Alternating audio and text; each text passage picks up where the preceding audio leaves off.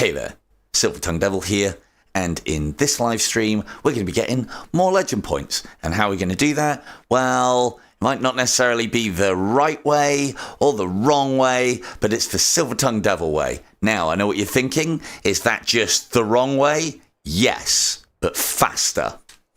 Let's go. So, yes, Peaky Blinders I've got to play through. I've got Super Hot on the Pico, which I want to play through. There was a few others as well. There's things like Swarm. I have got a copy of... What was the other one? I've got a copy of... my mind goes blank when I think about this game. I've got a copy of Cosmo Dread. So maybe I'll just save that for Halloween, because no one wants to see me shitting my pants whilst I'm playing games, do they? That's not fun. That's not entertaining. Good old Cosmo Dread. And I'd have to start it brand new from the start. Now, so what are we doing? I am experimenting. I am trying something different. We are basically going to try... Let's just make sure we don't get killed whilst I'm trying to present. We are going to try my Orphan Annihilation technique, but on Mortal, and see how we get on. Because I get the impression that we could make a lot of points very quickly-ish, without all that humdrum of boredom killing enemies. Who needs that? Who needs that in their life?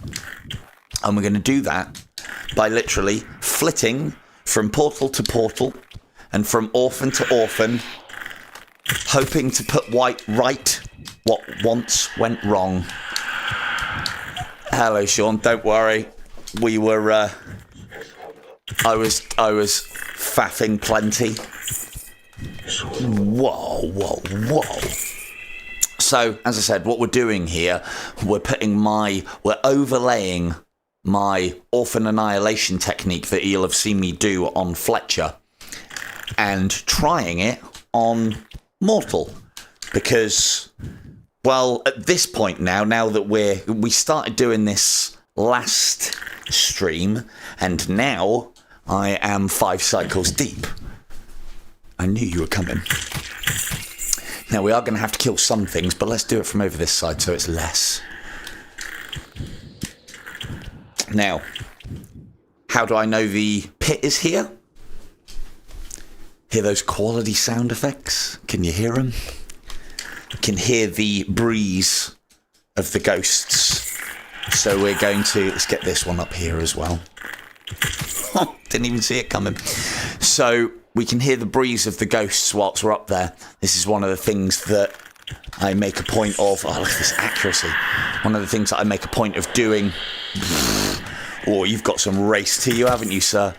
It's one of the things I made a point of doing to locate the pits, because the last thing that you want to do whilst you're doing this Orphan Annihilation nonsense is have to fight your way into somewhere only to find that the pit isn't actually there. That's a lot of fun. I don't want to have to do that. So...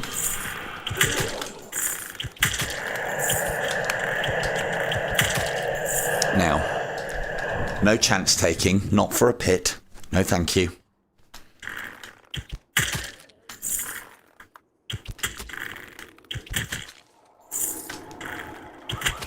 Oh, and that's our orphan. Oh, good. Oh, good. I almost forgot about her. I wonder if we could see her from the pit. I reckon we could, you know. Let's sneak a look, shall we?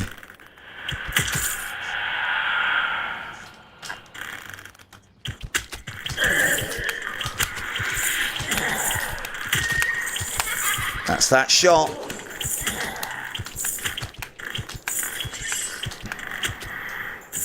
Now, again, we're not going for accuracy here. We're just making sure that everything dies, because we're not supposed to be taking this long.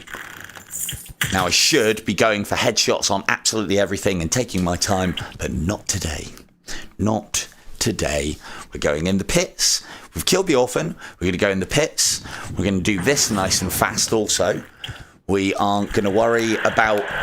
Basically, the whole point of this exercise is to see how quickly we can get a decent score by doing things a little faster than usual. And you know, with mortal and speed do not mix. Or at least they shouldn't. But again, we're not taking out absolutely everything. Mate, that... Right, so that shot was one of those ones where you... That shot was one of those ones where you just, you know, you look up and you smile and you say thank you. That was lucky. See? Headshots the orphan. Can't headshot the incubi.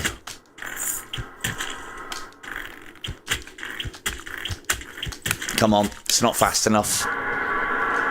I mean, we are getting to the point now where you should take your time in the pits. I'm just asking for trouble. But trouble's funny, right? Trouble will get a gasp. Maybe a gasp or two. So if we can get headshots, we want to be getting them. As far as I'm concerned, in mortal mode,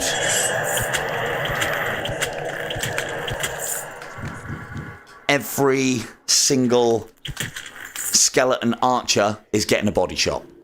I don't care for the headshot points that I would get for skeleton archer. They just need to die. Get back.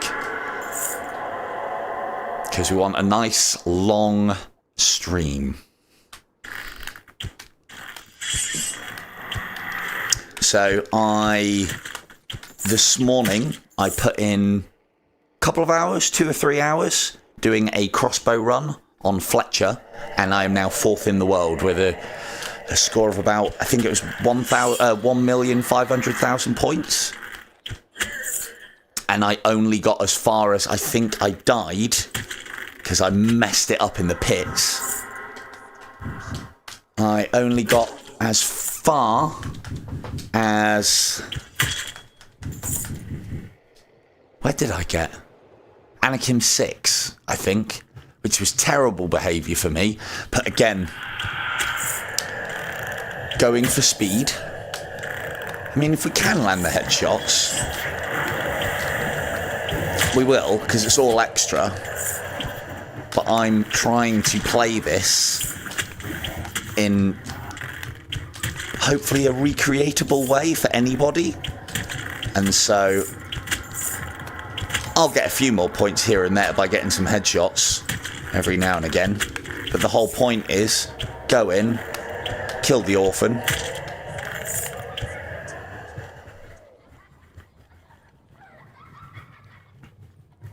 and we'll see how we go. So we're still going to play it a little bit careful because I want to get that orphan. That's the whole reason why we're here. Now I know where the orphan is, so we're gonna go hup, slow motion, kill that guy, fire some arrows, kill her, and run away. Try not to go in the lava. Top tip there, just in case you were after any for pits, especially on mortal. Oh dear, oh dear, oh dear, oh dear. And we're just going to keep moving if we hear a skeleton archer, because they will show up eventually. Look at these ones stacking up. I'm going to leave him. He's trapped now. Joke's on you. Is he going to work his way around? I think he is, you know.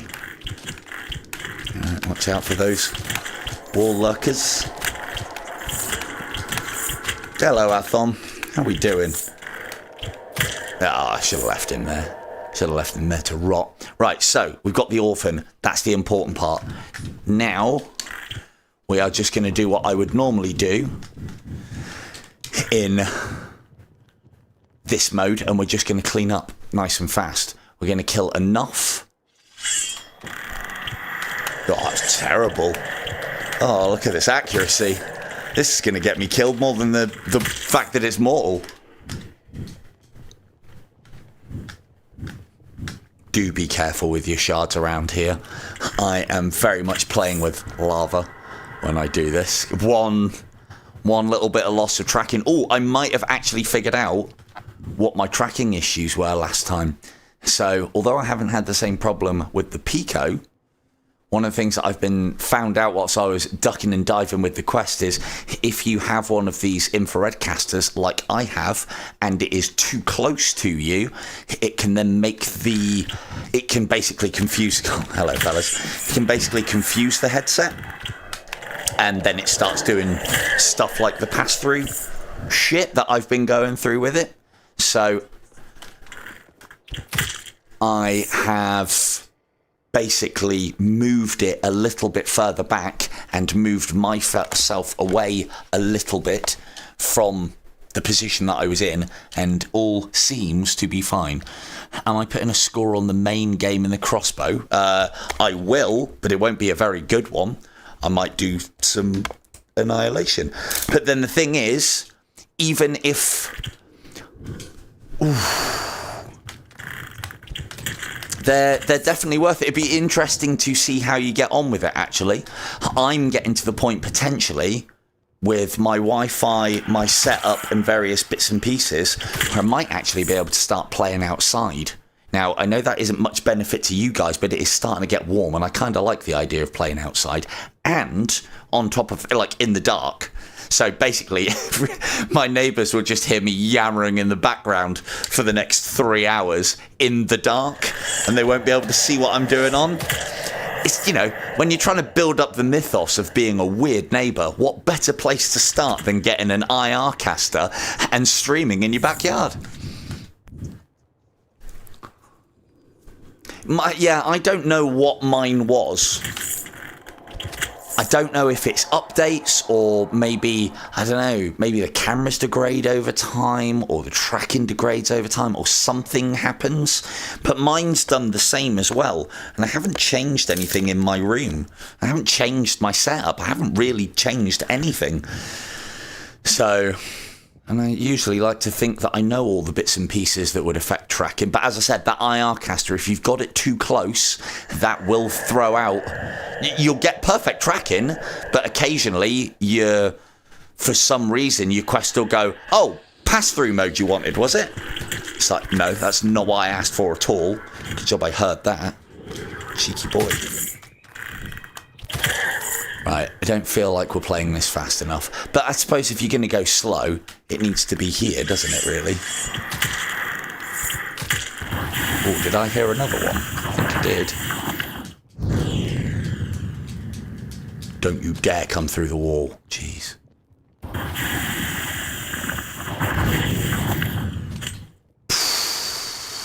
Paranoid. After being shot through the wall by that monk, that legendary black monk, when I was trying to do really well on, what's it called? On Purist. Yeah. Constantly in fear.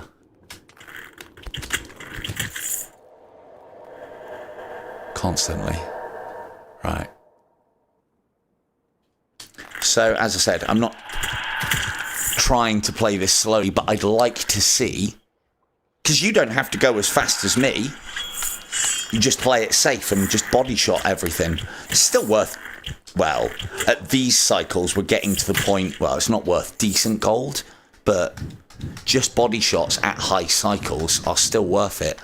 And once we get to, oh, there we go, we're out, we are gone. No, we're not. This thing's in the way. Want to leave. Oh, that would be great, innit? If I missed the portal, hit the wall behind it, got teleported into the lava. Yes, that could happen. That is one of the dangers. Right. On. So yeah, as far as the main crossbow run, I haven't got time to do one of those, and I don't think I've got very many points in my crossbow, but I thought I would use that as an example of... I better deal with these, because they'll shoot me otherwise. That'll do. That's enough. Get out of here. Remember what you're doing. Remember what you're doing. And gone. You're all dead. So yeah, likewise, when you enter the portal, you can't be hit, but you also can't string arrows anymore, so you can't hit them either. Fair's fair, right? Fair's fair. So, yeah, as far as the main crossbow run's concerned, I haven't got time to put a proper one in. Hell, I haven't got time to put a proper bow run in, but I figured that might actually be a relatable... That was bad. That might actually be a relatable thing to try and show off. Right, I think we'll just sit here for a little bit because I've alerted too much and this is not where I wanted to go.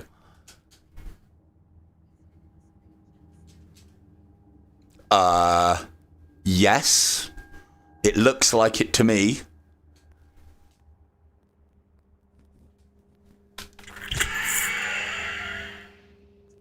Or what, has it stopped?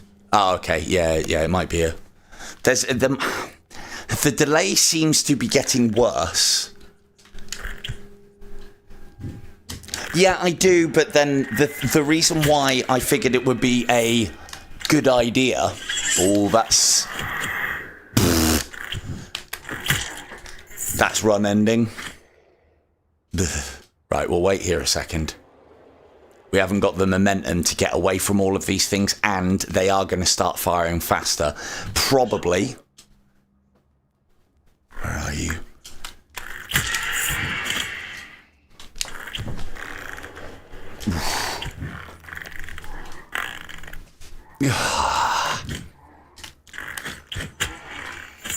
This is where you die on... I tell you what, why are we...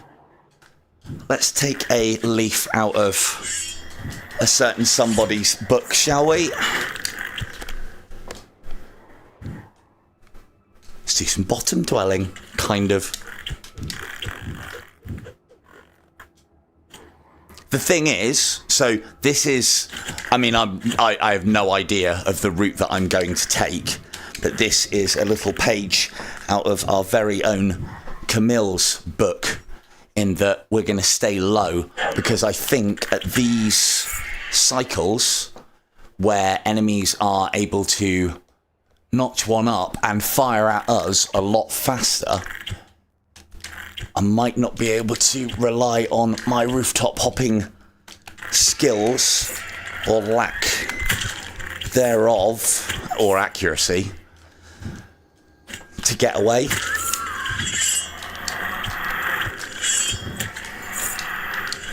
But we are living the dream now. Ooh. And go. Hey. So what you could do if you've rooftop-topped that and the enemies are at this stage and more aggressive, is save and quit. Ever so quickly. We need to go there. We need to kill you. That. You. Up here. I'm going to go and try and get a line on this orphan and hope that she is in here somewhere, because that would be really nice. So now we're starting to, I mean, those were headshots, but we're starting to get a decent bit of gold. I mean, not much, but it's better than nothing.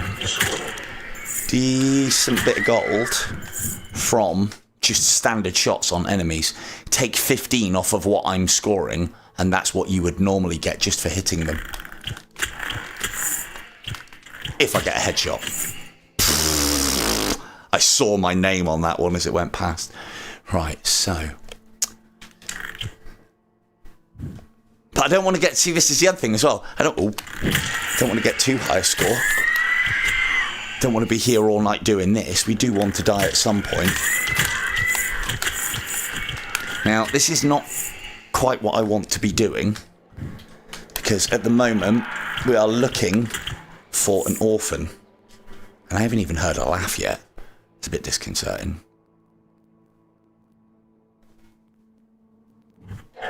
Which would say to me, terrible behaviour. Which would say to me she could be over there, but she's most likely going to be down. She wasn't through the passageway. We checked that first time this time. Hello, Weebs. Oh, look at this guy. He gets it. Fuck.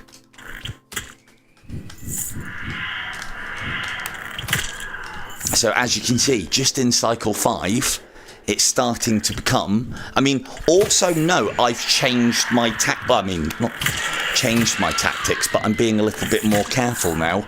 And because I'm being a little bit more careful, it's putting me in more danger. But there's also the factor of its higher cycle. So, as we've talked about, higher cycle, things react a little bit quicker. Don't stand up on those. Things react a little bit quicker, projectiles travel a little bit faster, enemies are a little bit more aggressive, they have a bigger radius in which you can activate them. Hello, Fee. So there's a lot of things going against us. Let's get in the back there. Kill some enemies. That was a lot more than I thought there was going to be. I should have known better, really. Let's rethink that. I still haven't heard the orphan.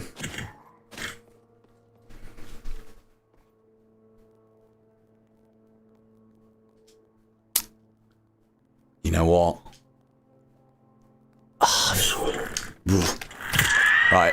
As much as it pains me to do this, I'm noting that all the risk... Steady.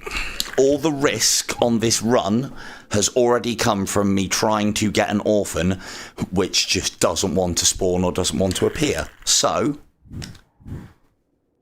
what do we do? It's 25 grand. I'm not ruining a run for 25 grand.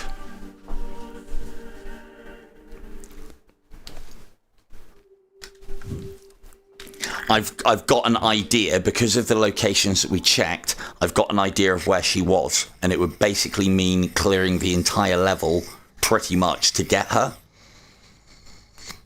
Or even to get her to spawn so we can get that one shot off and leave. And I've had more shots fired at me now in that level alone than I probably have since I started playing Mortal this way. So... fuck that, we're out. Right.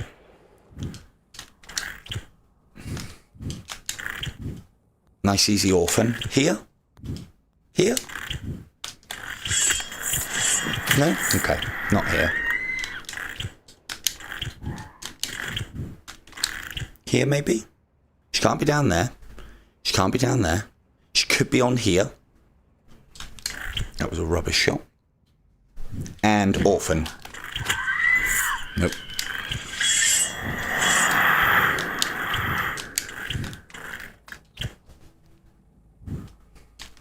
Which means she has to be. Right. Quick check.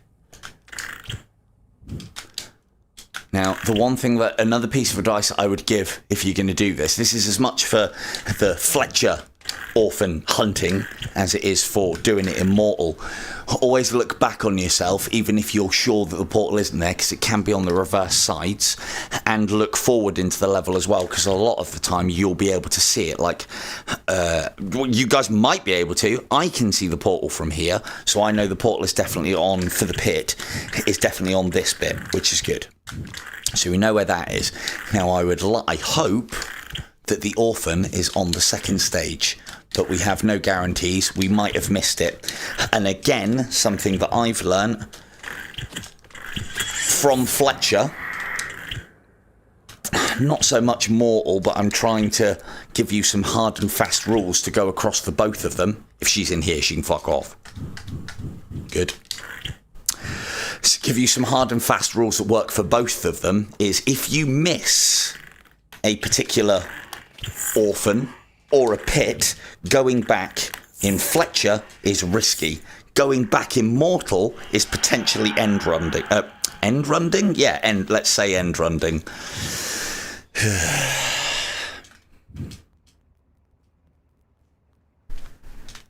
I think she's in here, you know. Oh, good.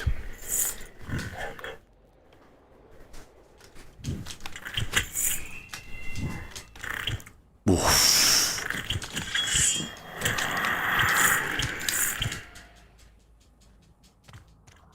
Damn. Good job. I heard the herd of elephants coming at me. She could be in here. Let's have a quick check. She's not.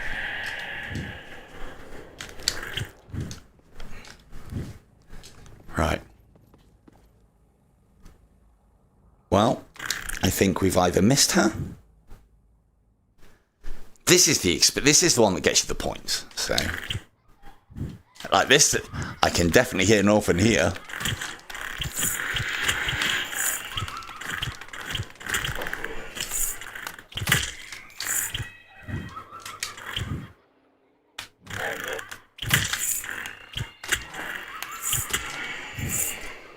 So the whole point of doing this is to try and play it as riskless as possible, which is why you'll see me going for a lot of body shots on particularly nasty enemies. I know we're only at cycle 5, but it's still a case and factor of one hit, we're dead. I would rather avoid that one hit this early on in the stream. I'm going to try and play crossbow very thick and fast after this immortal and see how we get on, is the plan.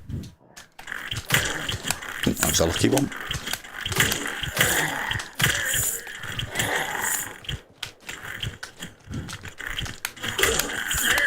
Because again, I suppose this is the beauty of mortal. You don't need to get headshots because we're not planning on staggering.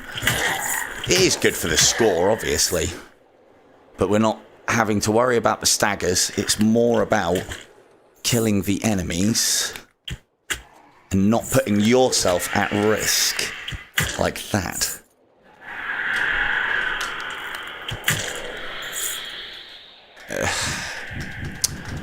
Why can't you just activate? I see you. Don't think I don't see you. Be very careful of the lava up here. Oh, he's up. He's up. He's up. We see him. He's dead. We go. And remember, kids, you can be killed whilst that teleport arrow is in flight. Now, maybe, just maybe, the orphan will have spawned. No, of course she hasn't. Why would she? Well, I'm trying to think. She can't be in there. She could be in here, but we would, again, that's part of the reason why. I mean, you'd go over the roof anyway, but we would hear her spawn and her laugh. She can be in this little configuration here. Oh, come on. But it doesn't look like she is. So, and she's not there. And I don't believe she can spawn over there either. So I reckon she's probably in the first level. Or in the first section. I would normally go back and get her, but after stirring up the hornet's nest of all of the enemies, I'd rather not. Now, part and parcel of this is also about how far you can get. I was, again, another leaf out of, or sheaf, or page, whatever, out of Camille's book. As some of you may or may not have seen whilst he was playing Mortal, is he literally just fucking cycle skipped to like cycle 50. And because the gold that you get per enemy, regardless of headshot, just for kill, goes up exponentially as you increase the cycle. I think he was hitting body shots for like a good 2,000 or 3,000 points worth of gold. Now, if we can get there, happy days. But in the meantime, we want to be scoring whilst we're at it.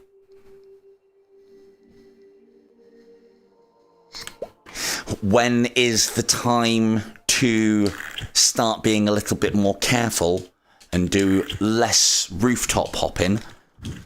Because we can make rooftop hopping safer for ourselves by going to areas that are high, dealing with the enemies that are up there. I didn't even check.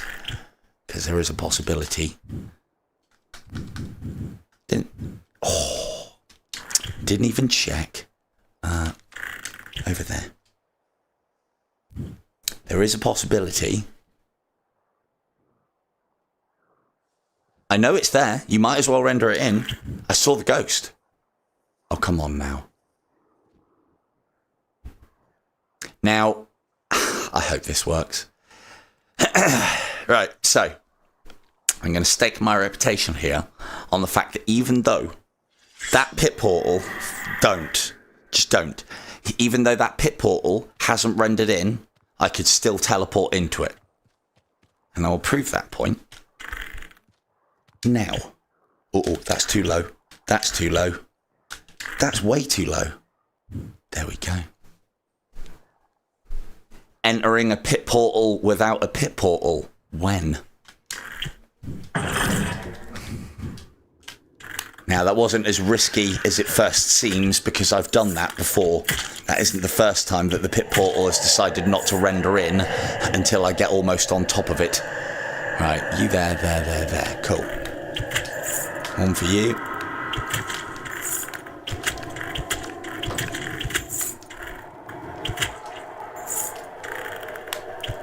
I want you.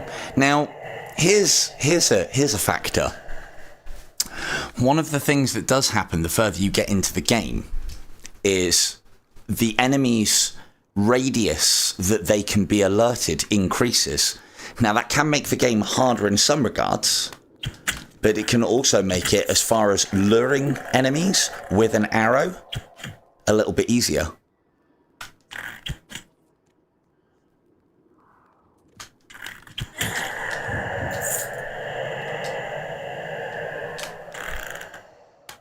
Ooh. Oh, those are bad misses. Those are very bad misses. Don't do shots like that. But we are going for speed.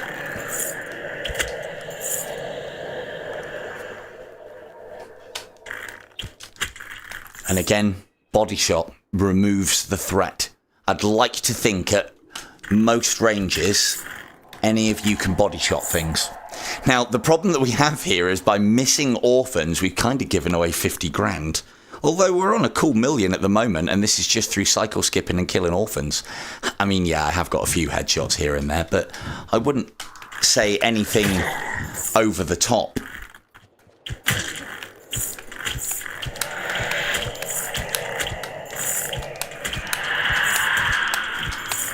We've also kinda lucked out a little bit here in that this is one of what I believe is a glitched pit.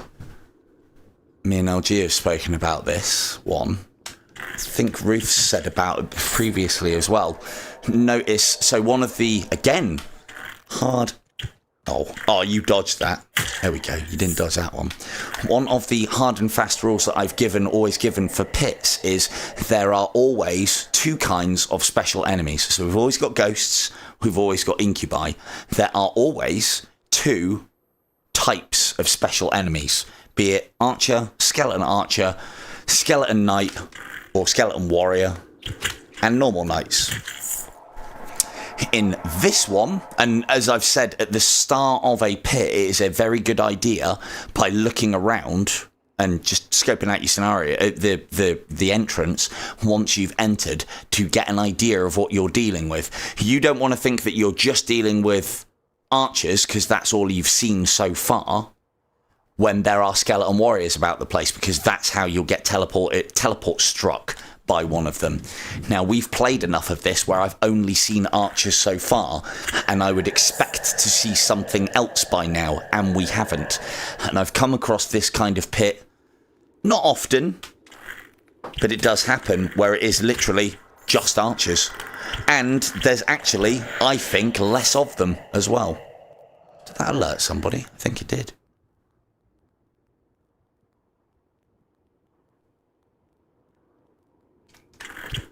Let's get your attention as well.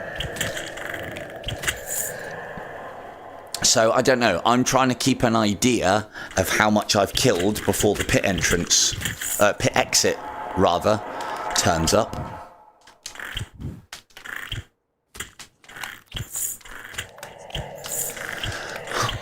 I mean, yeah. Oh, really? I've only ever seen... Where's that laughter too? Oh, I know where that is. Okay. Let's go right the hell back, because I know where that is, and I might have alerted her with an arrow. I've only ever... Yeah, I've only ever had it happen with monks. I've never had a pit where it's just knights, or just skeleton archers, or just skeleton warriors. So again, don't know. Pass. It's definitely some kind of glitch or bug, though. It's not as intended. Because it's almost like... I don't know, when I find it, and when I find it, I find that...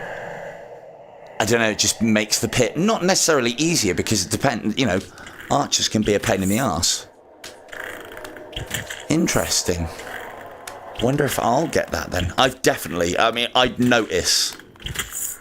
Because Tim, the reason why I would definitely notice if that ever came up is I'd be like, shit, one of my tips in 30 ticks is now wrong, or rather my pit survival video, you know, and I put some time into that, is now wrong. So I do believe that it is never lose that. It is a glitch.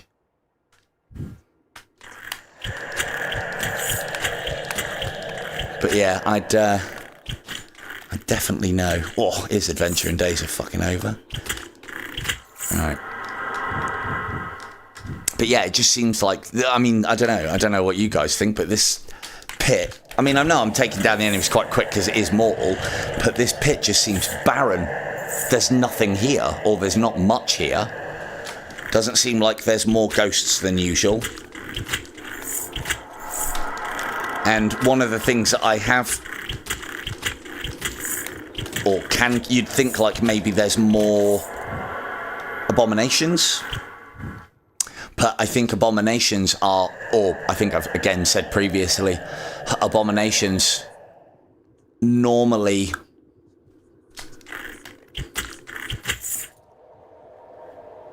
maybe, in the pit, one of the other things that I've said as well is you always get ghosts, you always get incubi, and you always get abominations in some way, shape or form. If there's skeleton archers, there won't necessarily be abominations wandering around the place, or there very rarely is. But obviously killing a skeleton archer spawns the abomination, so... But like, for instance, I would expect to see an absolute cavalcade of the guys in there, but there's not going to be, is there? Nightmare. Oh dear. Oh dear. That was a... Oh, fuck that then. I'm out. I didn't even realise that had come on. I'm not even going to check. That did not seem like 88 to 92 or 91% of a pit. So I'd go as far as to say that that's because there are enemies missing. And as Tim said, yeah, more and more. And do you know what it is? What's happened recently? The update to the scoreboard. And I genuinely think that because of the way that this is coded and the fact that, I don't know, maybe the people that are doing it now don't fully understand, appreciate or know the ins and outs of the code, change one thing, break something else. I don't even know if that's an example of good code or bad code. I mean, it can't be good code, can it? But right, so where are we next? Section 3. Because we is going for... Oh, he's going for orphans. Now, going to have to be a little clever on this one, because we can't... I mean, we could just dive in. First off, I'm going to establish where said orphan is. I'm going to do that. Okay, right, well, less of the establish, more no. So we should, because I know she's in that little corridor, and what we're going to do is we're going to pop in, slow time, see, oh dear, and run. Don't think I'm going to be quick enough. Oh, I reckon I got that. You know. Find out in a minute. Ah, oh, missed my shot, chat. Ugh. Oh, well, it's only 25 grand. God, I can't keep saying that, otherwise I'm going to end up with no fucking score at all. So why did I do that? I am not, immortal, going to pursue that orphan into that fucking mess. Although I'm now going to have to deal with it. I should have hit that shot. But I didn't. Anyway, that's why you go for body shots and not try and go for headshots. Now, why did I run away? The reason being is I was basically trying to get as far away from her as possible and spawn as many other enemies in that will then cause her to despawn, which then causes her to go. Hey, what do you know? What do you say? What do you see? So, let's try that again, shall we? Now, she won't have respawned where she was originally. She will now be in the middle bloody courtyard. So we got two options, because we don't know where she is. She has moved. This courtyard's going to be busy. Ready? Lovely. And gone.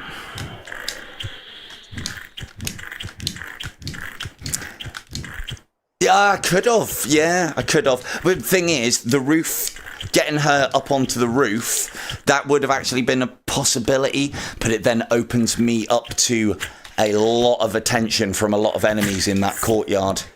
She could have gone up to the roof, but I think if you're talking about her like going up onto the roof, she's only going to do that if we interfere with her teleporting away process.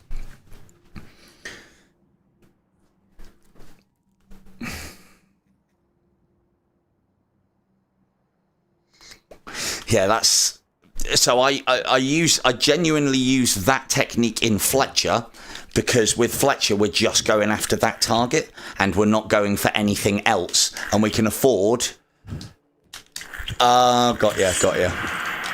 And that's a possibility, but I'm thinking of the fact that I want to be attracting as little firepower my way as physically possible.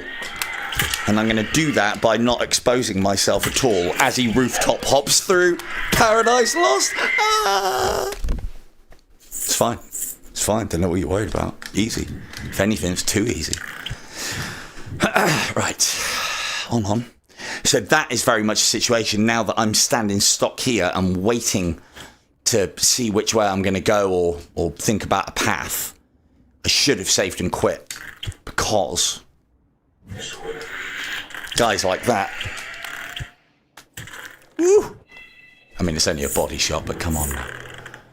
Got to be worth something, right?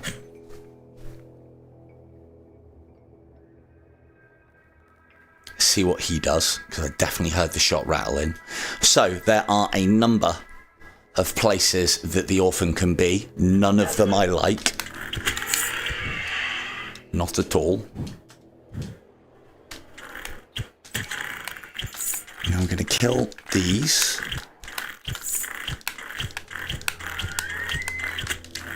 Going to go straight across to here.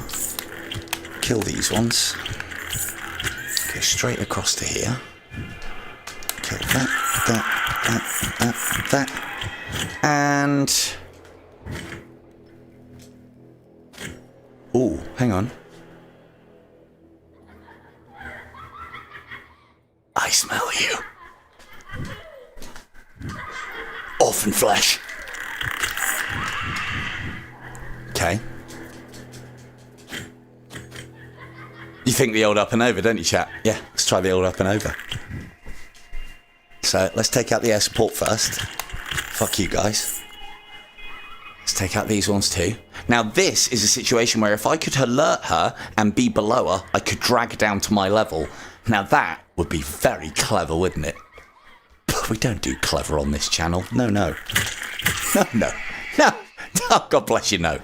We're going to clear the area so we've got no threats down here to worry about. We're going to go up. It's not where we thought it was, so she'll be, no. And we fucked that up nicely. So she's a level up. God, sometimes the spatial audio in this game, really. That sounds like she's on top of me, it really does. Right. Let's remix that plan a little, shall we? Now, there is a risky...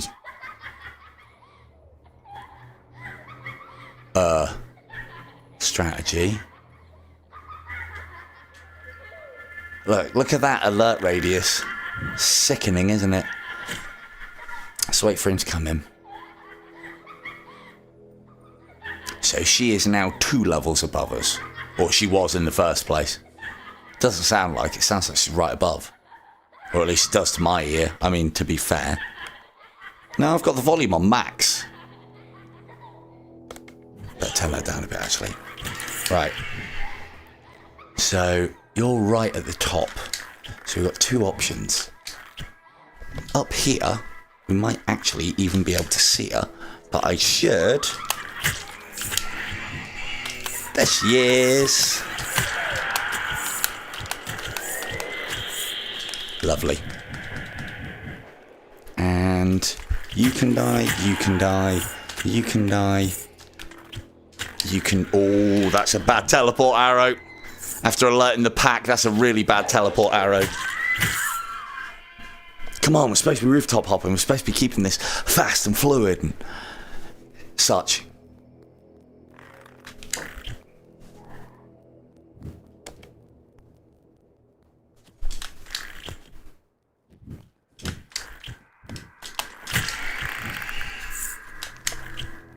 And shield.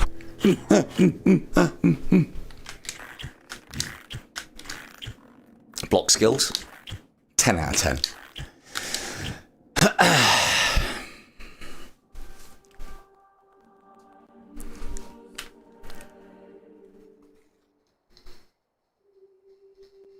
So another reason why I thought this might be not a bad idea to show off. Again, I don't think this is efficient. I don't think this is the way to play Mortal. Hell, I don't even think the way that I play Fletcher is the way to play Fletcher. The reason why the way I'm doing it on Fletcher works is because the bar is set relatively low because it's a bloody hard mode. Uh-oh. Please land. Thank you. Ugh. Now what I should do is ignore that one. But hopefully we can go up, up, up, up. Please hit. And go. And go. And up. And you. And bye. Fucking hell. Right. It's fine though. It's fine. Because we're alive. That's the best part about it. And do you know what my problem here is? I'm not taking my own advice and still trying to go for those headshots. Or lack of skill? It must be a skill issue, right? Must be. Right, let's not make it quite as risky as that. Where's that coming from? Ugh. Right, we've got to check down here. Because there is a... Not there. That was not where I was asking for. We can work with it though. There's our pit. And we wait in this corner, see if anything's coming our way.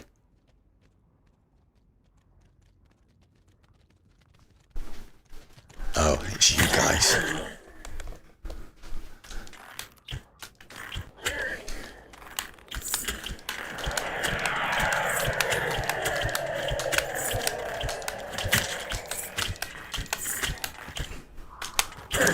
Yeah. Yeah, it's definitely a different way to play the game, Fee, I'll tell you that.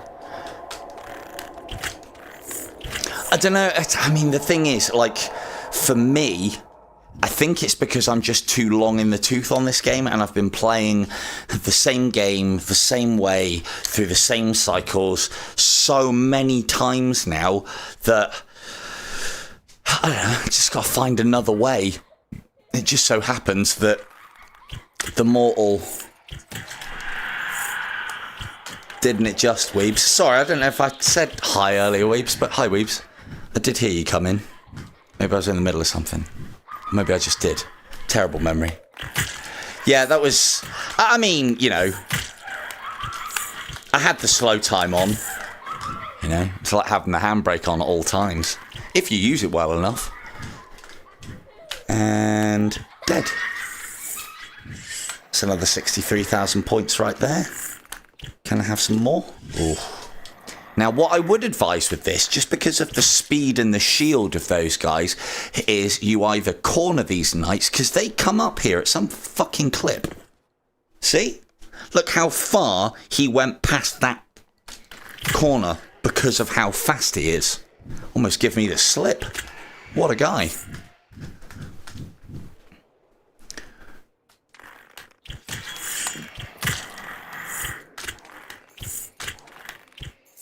Body, body, body.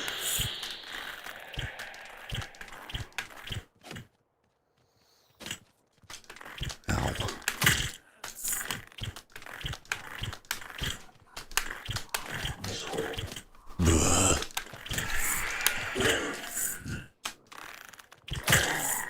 But yeah, pretty risky.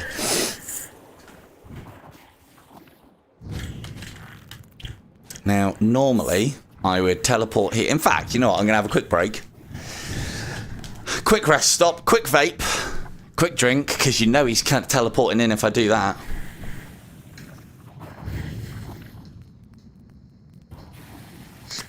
And yes, I know it's only one shot to kill him, and it's not, and he's a huge target. Ah, good. Oh, don't say that, weebs. Everyone want a second fucking hello.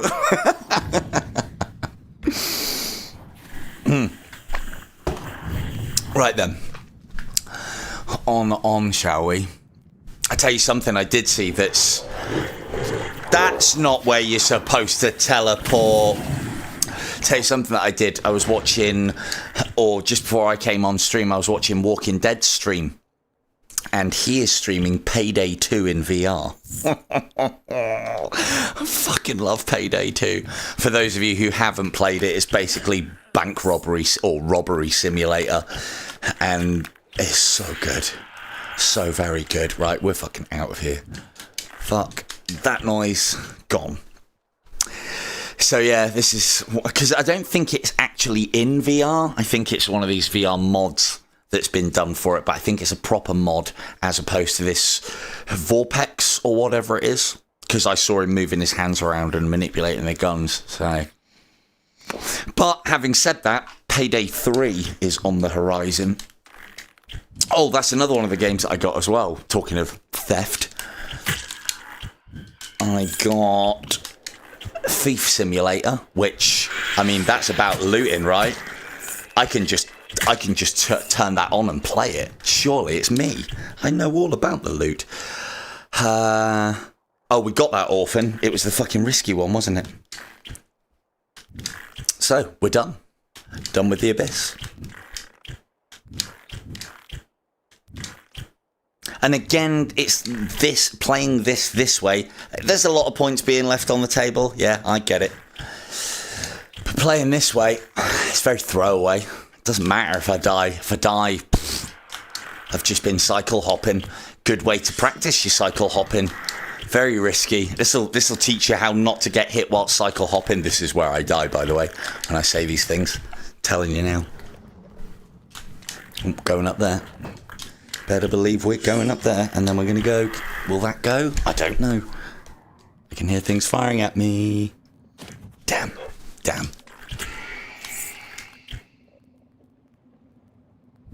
Lovely.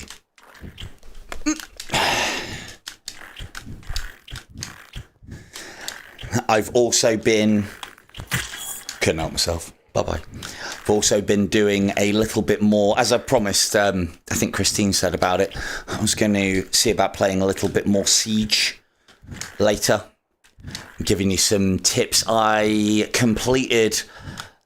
Was it... no, I completed... Ruined Bastion with a decent time. I think I'm like 4th. And I was going for it reasonably. The problem with Ruined Bastion and doing it quick is you kind of need to know where the enemies are spawning, and I don't. Because there's a part that they can... where they spawn at the top, walk around the little spirally bit, and then descend down, and it's very difficult unless you've got a Tempest arrow to get a shot off on them. It just so for those who play Siege, I'm talking about the bullseye area where you can get the double gap big points, and it's difficult. It's if you let them get past you. I have to open a bloody door here. It's getting warm.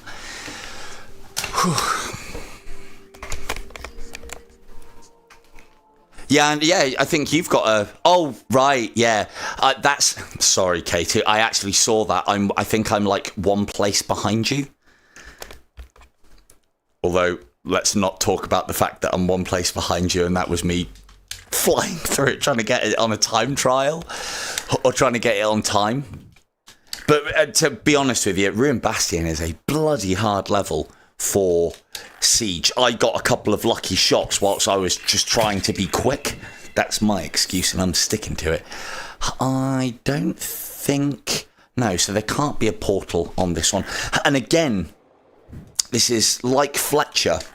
I know, as Fee said, it might ruin your play style or whatnot, but what better way through doing it this way or the Fletcher way on Orphan Annihilation to teach yourself the locations of, like, I may not get it right every time, but I'm always in the right sort of ballpark. I know where they are. More often than not, I will land on top of them. Oh, yeah, fair dues. I would love to put some time in on Siege of Heaven, but as you've seen with the last time that I was playing, and I put some time in on Siege of Heaven on Anakim's Advance the other night, and I was doing pretty bloody well actually. I think I got 7 million on my first try, which it usually takes me a while playing the same map over and over again to start getting into the swing of things. Hang on. Oh, yeah, the portal's right at the back, isn't it? So's the Orphan. Oh, this is a nightmare. Right, okay. We're going to have to carve some success out on this one. So, the Orphan is in that back building at the top. So what we're going to do, kill all of these guys. And we're going to jump up there, kill him, lean round the corner, assassinate the Orphan, fuck off. In which way would you like us to fuck off, oh Lord? This way. We're now going to go back round the top. Get rid of these guys. Probably should get rid of these because we're going to be camping up on the roof in a sec. I'm going to wait for them to teleport up.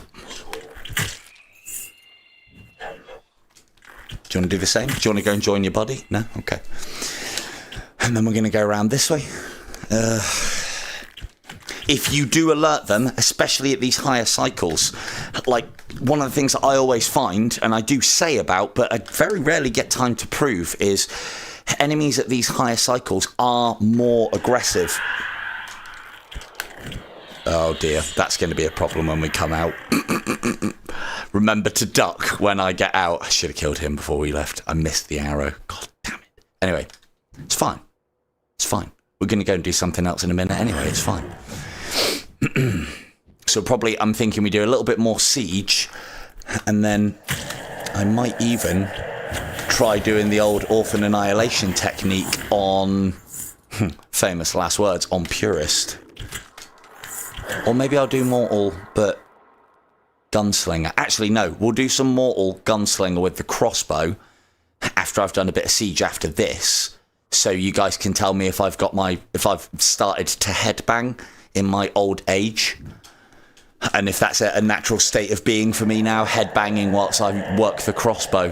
Because if that's worked its way, it's definitely not. It's definitely not me. I'm like I told you, I'm like a gun platform when it comes to that thing. Or at least on my screen it looks like that. Maybe not for you guys. Now, she is... still sounds quite far away, actually. Is this Arch... is this... where have you teleport? Oh, fuck that. In the dark, basically. So we'll wait for him to teleport again. I hope he's not in there. That would be horrible. No? Where has he gone? He's got to be up here, hasn't he? Skeleton archers. So this is part and parcel of what I was saying about, I now know that this is an extremely deadly and dangerous pit. I am dealing with both kinds of archers. So, I don't even know where that came from. I'm going back. Although I can hear it thumping. Ah, there he is, look. So this is, in my opinion, I think this is the most deadly pit because you've just got ranged adversaries. You've got ones that will get right in your face or in a reasonable distance, and then you've got... So all of that teleporting, all of those teleporting noises, you can miss the teleport noise of the skeletons, and they can then get behind you. The other times that happens is when incubi are being all loud. So, I think she's in the middle there, but don't quote me on it. So what we're going to do... No, we should leave those. We're going to leave those in their cell.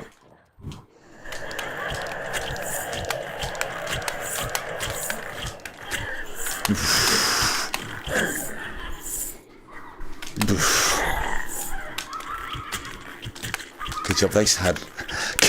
Good job this isn't in death. I'd have been dead by now several times over. So, one of the things to do when you are prepping for an orphan, I shouldn't have killed those ones. These guys are no threat to you. However, they do count towards our rule of 17. And you could potentially use these as part of enemies being closer to you and taking up the spaces, so to speak, of spawners. And all of this can ensure that you can despawn the orphan. If I was to dive on in here now, alert her, miss her, because you know we can do that. Right, let's go in here. And go away again.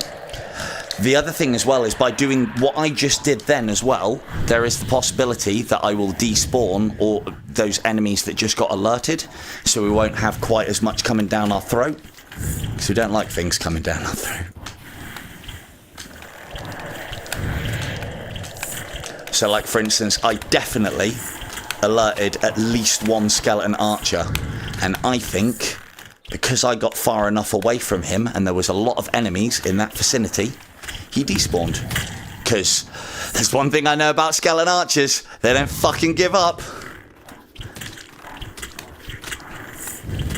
But because I know that about skeleton archers, I'm going to spend a little extra time here and see if he does show up, because again, when you start getting to sort of like cycle 5, 6 and upwards, they can do some tricksy things with their teleporting, like delaying it. I find Cupids do that quite a lot in Paradise Lost. Where the fuck is that? Oh, it's just teleported on the spot. Fine.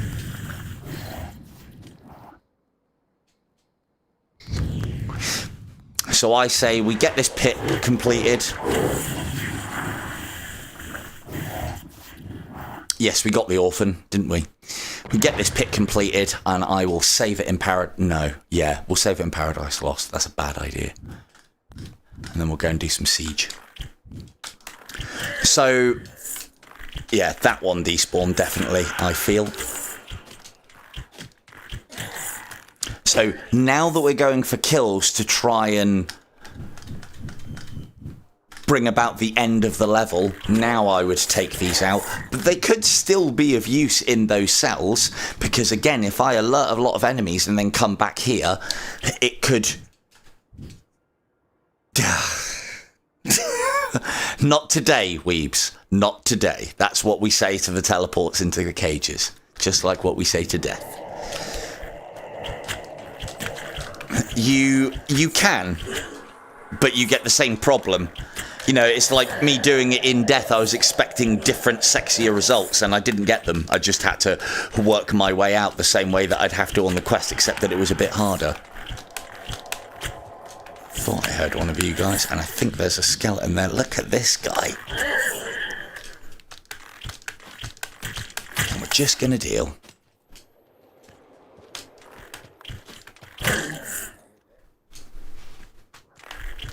We done here?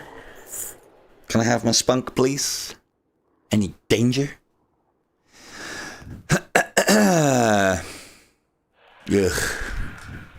Let's just move back and give him some real estate to teleport into. I think I heard a ghost as well, so I'm moving.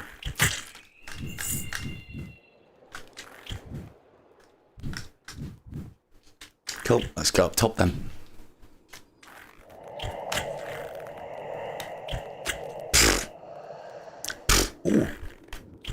cheeky. That's what I want to see. And this, and that, and that, and gone. Oh, duck. Whack, whack. He's forgotten about us. Let's go.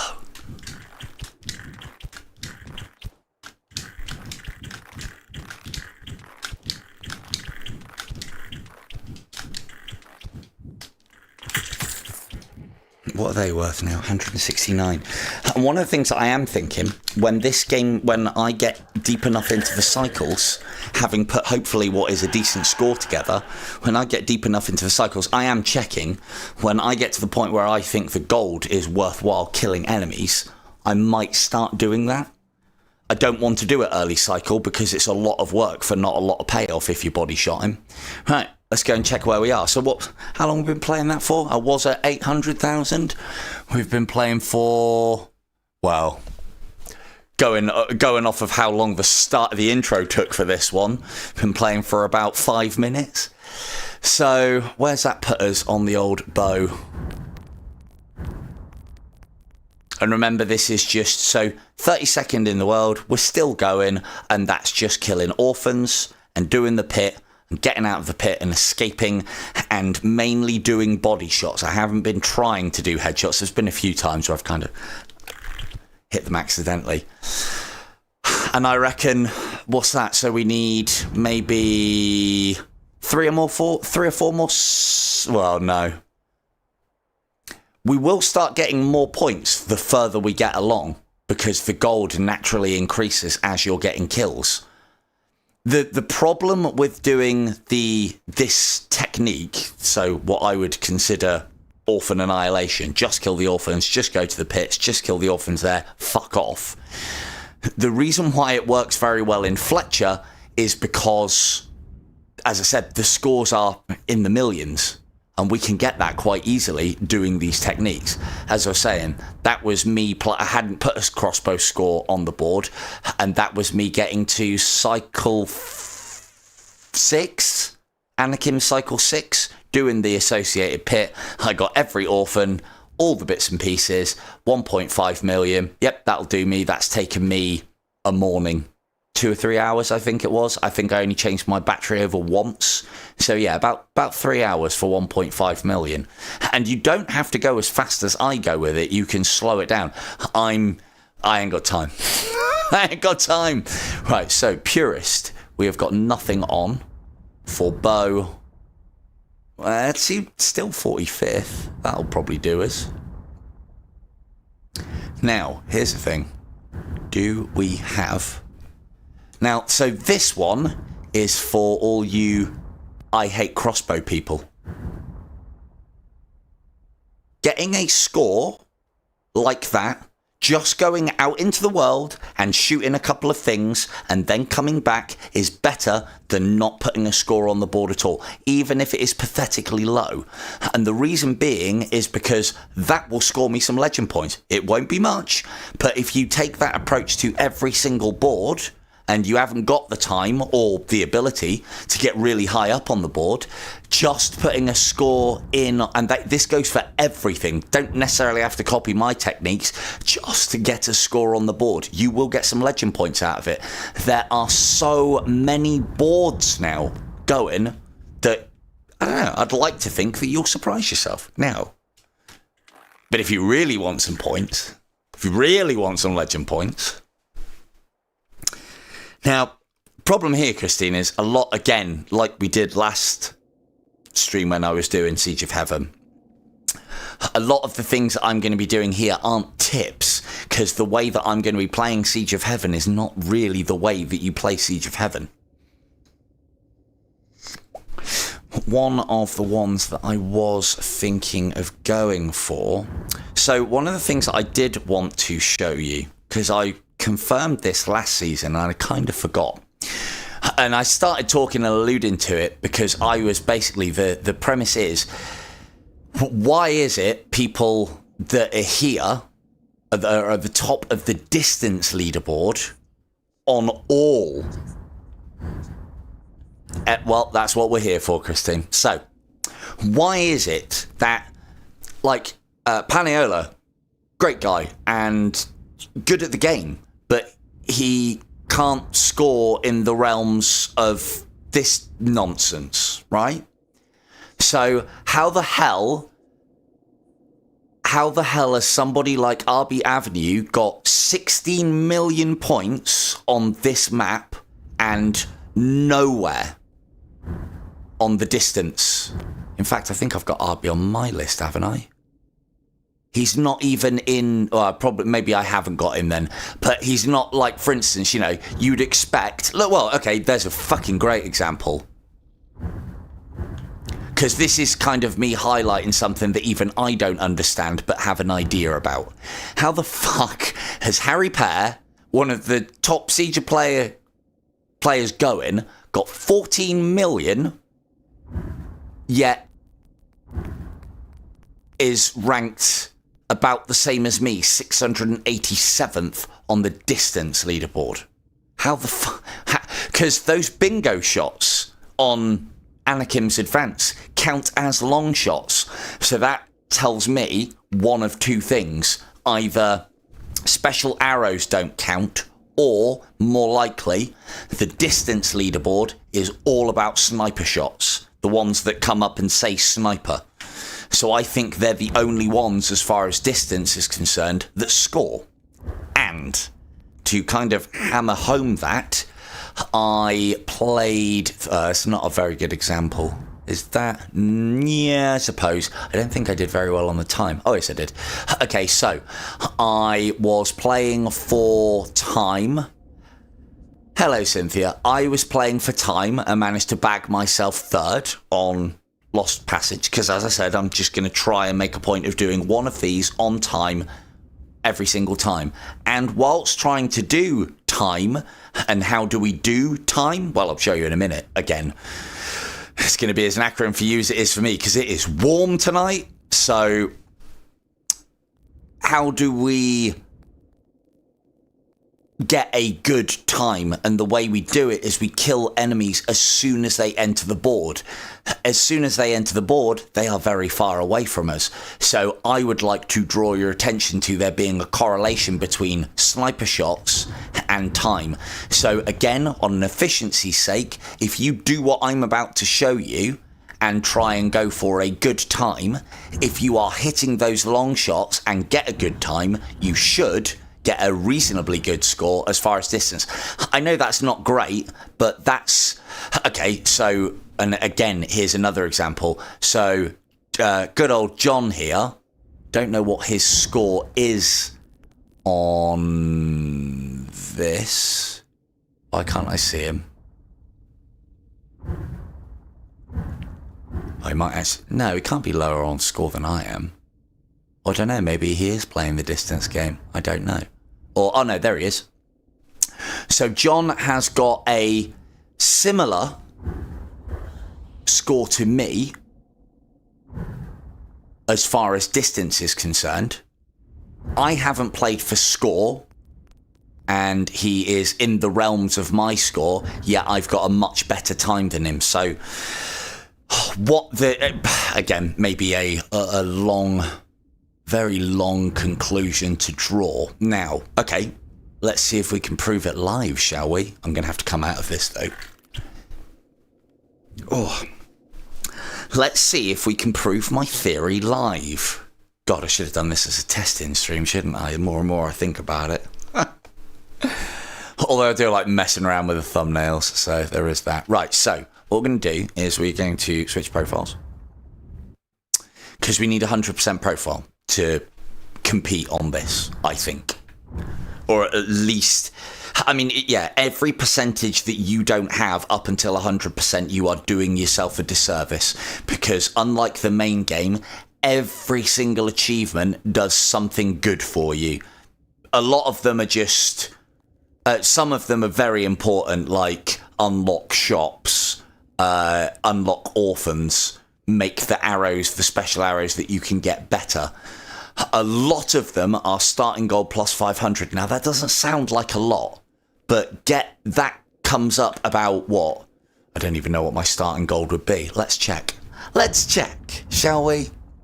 So we'll check my starting gold. I think my starting gold is like 31,500. And that's because I have every single one of them. So whatever 31,500 divided by 500 is, if somebody doesn't work it out, I will. I'll do it in my head in a minute. But I've got other things to talk about. So we're going to go on Anakim's Advance. What I hope to show here... Oh, it's 26, right. Where did I get 31s from? Maybe 31's what I keep seeing when I'm doing a particular level. So, what I'm hoping to prove here, if I can get a good time, because I don't have a good time at the moment, I have a comparatively rubbish time at the moment, but I do have a very good score of 6 million. I'm on the top of the leaderboard. I mean, I can get this. I think I got something like 16 or 16. I think I was under that, but I've had 16 million on this map before. It is completely doable, and I can kind of show you how to recreate it. But to get past the 10 million side of things, you need to be starting to think about hitting perfect waves and getting nearly every single Cupid. Now, I wasn't that good at Cupid headshots when I hit 16 million. I think I got a bit lucky, if I'm honest. But anyway, so the factors are, I have a very big score. I have fuck all on distance, as far as score is concerned. And I don't have a very good time. So you can tell that I've not been playing for time, and I have not... Although I think I'm playing for distance, I'm obviously not. I'm just playing for score. Distance must be a different thing. Let's prove it, shall we? Fuck me, I think I've got one of these in me tonight. I did one this morning as well, so. Check that gold. Drum roll, please. Oh, K2, so close. I knew it was, well, yeah, even I was off by $1,000. But there you go, 32,500. So if you have 100% achievements complete and all of that extra gold, that is enough to buy the ×3 chest without having to actually score at all at the end of the first shop. So... Well, maybe yours is at 26. Maybe you've got to get some work done, chick. So 32,500. That's a lot of gold. Now, will that help us in the main game? Yes. Will it help us in what we're trying to do here? Fucking definitely yes. Because you know, playing this way is not good for score. Just not. No, I don't think that counts. Don't know about that one. Oh, where are you going? There you are. Cool. Right, that's that done. Now, we are going to... This one is a lot more open, and it's easier to take these long shots. So I'm going to play for these, and I'm going to put them at places like that. I'm going to put them at places like that. And I'm going to... Oh, okay. Hey, well, no, that's my excuse. Here is another factor with this as well, is if you try and be too giving with your incursion placements. The reason why we're placing them back here is so they kill enemies that are quite far away. We want to kill the enemies with our arrows if we can, but if we miss, well, at least they'll get blown up. It'll kill them quicker, meaning we kill the enemies on the wave quicker, meaning we get a faster score. Why am I yammering at the shop? Because as we identified last time, time spent in the shop does not go against you in time. Now, what have we got? Yeah, and don't pull the memory card. Not on me, Kim. Come on now. You've heard me in many a live stream. Many a live stream. I did try this as well, doing it a little bit slower and being a little bit more precise with my shots. I died. How shit.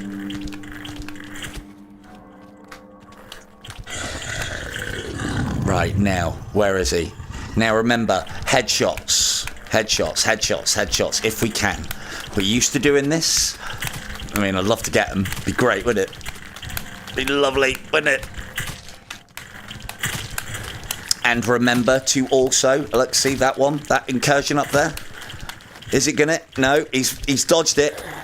Oh, don't tell me you're all gonna dodge it. No, that one got it. So that one's only a long shot. Now, I did say about don't put them too far away. And the reason being, you little bastard. Look, this wastes time when they're at an area that I can't kill them.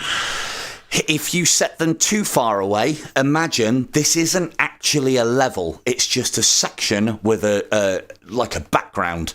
And if you fire your arrow past a certain point, it'll disappear. And you can find out where that is. Like, for instance, placing that incursion on that door is fine. If I was to try and drop it into the door, that'll fall through. There is no level back there. Although that's a room, it's not. It's a lie and a sham. Same thing up here. If I could get it on there, happy days. Now, I have said about setting up Hand of Gods before you start the wave. And if you fire a Hand of God... I need to demonstrate now. If you fire a Hand of God and let it hit before you hit the bell, that Hand of God will be active for a few seconds or about 10 seconds within the level. That is one of the keys I've found to getting higher scores on some of the levels, specifically Paradise Lost. Anyway, we're not interested in ×1 variants. We want ×3 variants only. Now, see that incursion that went off? Hopefully you can still see that there. That was classed as a sniper shot. Oh, so was that. Now, I think, again, I haven't tested this yet, but I think we want to deal with Anakim sooner rather than later. And the reason being, he says as he kills everything else, the reason being is the further away we can deal with him, the further his minions spawn from us, and the more chance we can get those long shots. Because again, long shots is something that we would like. And as I said previously, so we haven't scored particularly well, yet we've got, like, the lion's share of that gold is from the gold that we had coming in. Tempests I'll take, but I'm going to try and prioritise incursions. And again, I'm not going for the 1x. I did present you with a bit of a hard and fast rule last time. We were talking about shop selections, in that every time you buy something, regardless of whether it's a ×1, ×2 or ×3, it doubles the next instant of that arrow. So if you're taking ×1, ×1, ×1, ×1s, by the time you get to the ×3, you'll have had a lot less arrows and it'll still be stupidly expensive. Whereas if you go ×3, ×3, ×3, ×3, after 4 variations of buying it, the score would be the amount of gold that times the 4th time you buy that ×3 would be the same as if you bought 3 1x and then a 4th. So it's a bit of a false economy to buy 1s and, to be fair, even 2s. There is and again, I do genuinely think that people say this because their rules aren't very good, but there is an exception that proves the rule, and that's this level. On this level, you will be scoring so highly, and mainly because if you know your bingo shots and you know how to play this, you will be scoring so highly that you shouldn't reach a point where you can't buy any of the arrows, even if you can't buy them. If you keep buying version 1s, then it will just multiply them out of ridiculousness. So again, still try and concentrate on 3x versions, but on Anakim's Advance, I can kind of give you a pass for buying 2x versions. Like, if I got a ×2 Hand of God and a ×3 Tempest, you better believe I'm buying both of those. More often than not, because I know that if the more of those arrows I have, the better I can score by, like, millions of points.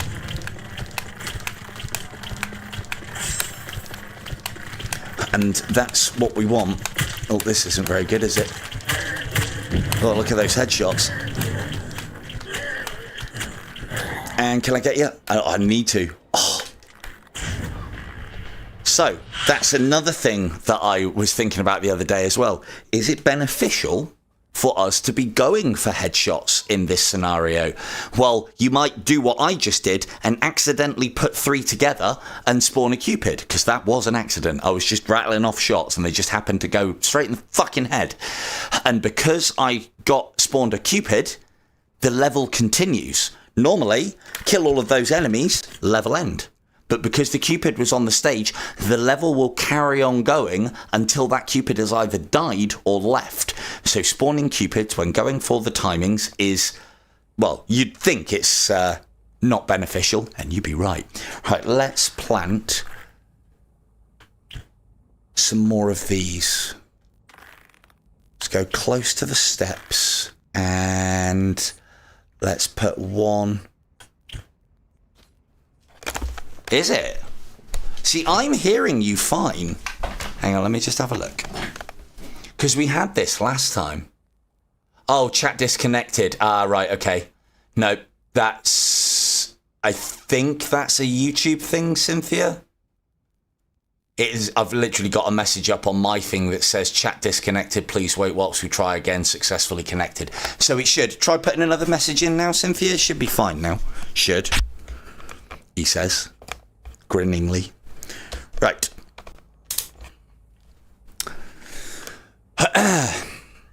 The other thing as well with Siege of Heaven, do not be afraid to ask. I do not, by a long shot, have all the answers for Siege of Heaven.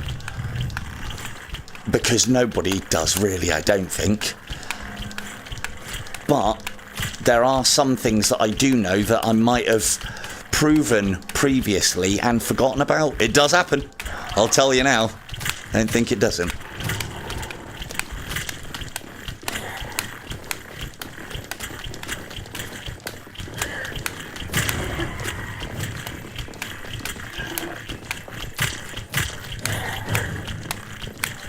I'll let those two through. That's fine. Fine, just fine. Because health. Lovely. Hand of Gods aren't really any use to us. Oh, the other thing as well with this, do not use your slow time. Chat is way behind it. So yeah, I can hear you guys on time, but as you said, it's way behind on screen, or is it way behind on chat? Or hang on, let me just try. I'll just test 2 seconds.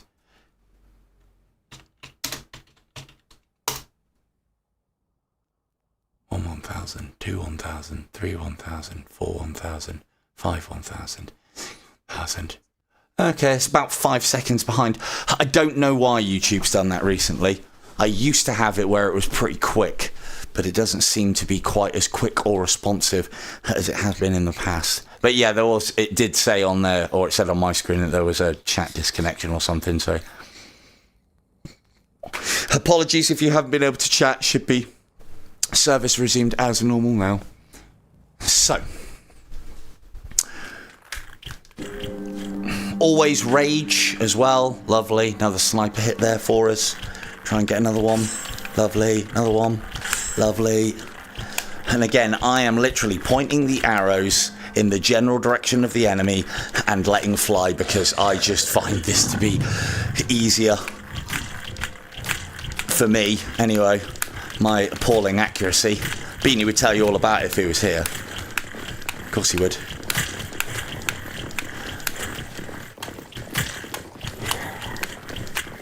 Now, we're going to prioritise the minions, and we'll leave them ones. We'll prioritise the one hits. Ideally, to keep on pace, I don't want to be letting any more than 2 enemies through, because back to full, so it doesn't even matter. And it's potentially saved us some time. I mean, there is the argument that, you know, could have fucking hit them a little bit further away. But, yeah, we've got to be careful here. I haven't really been using Tempests, but I kind of like the idea of maybe we should try and get some long range. See if this helps our distance score. I'm not convinced that it does, but there you go.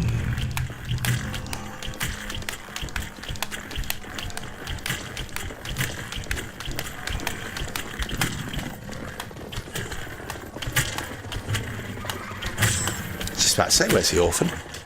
Now there is a good shot that we can make here, potentially get some points. There, gap shot. Oh, that's going to take some hurt. That's going to take a lot of hurt. That's okay, we can rebuild. We'll just not let any more through now. Ooh, that hurt. Ah, it was only a few. Lovely. Incursions. So note how we've been taking them on ×3s, and we're going to be quickly getting to the point where we can't afford them as well. Oh, but there's one. Lovely. Right, let's get one of those.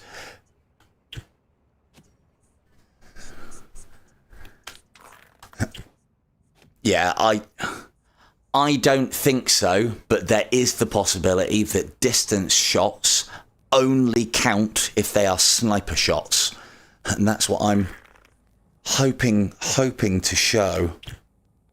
I think that one might be blinking there at us for the rest of the level. So again, this is the problem with not really using incursions. I think I'm the only siege of, well, me and Beanie as well. He doesn't either.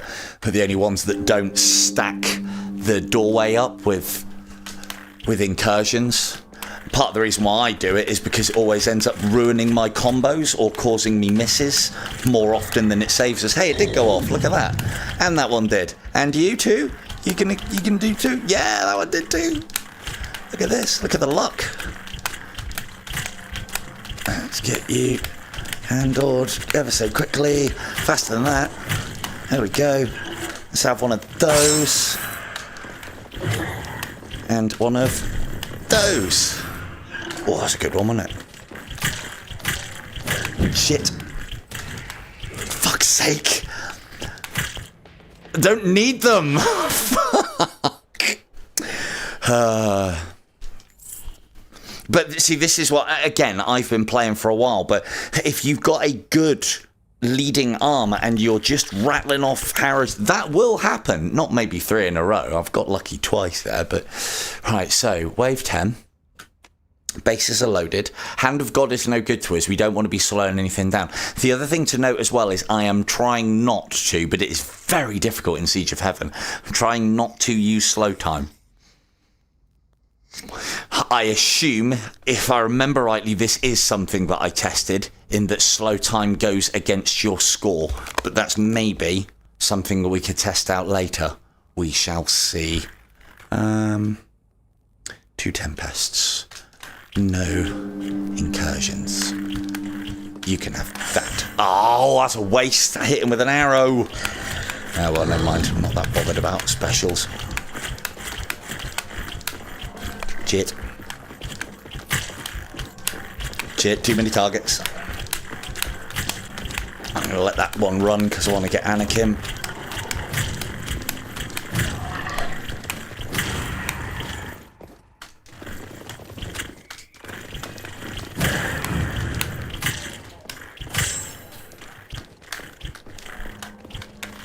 The only time I will use slow timers, obviously, when for arrow selection, you know, as it's supposed to be when you're not cheating.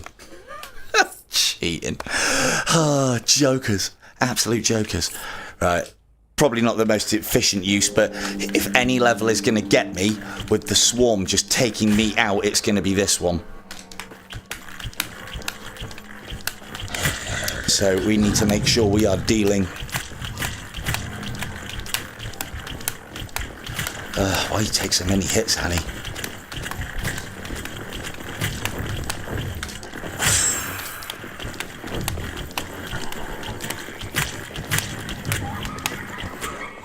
Oh, I want that.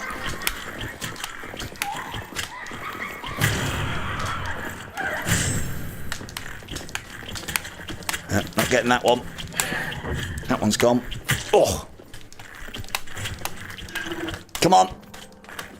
Haven't got time for that.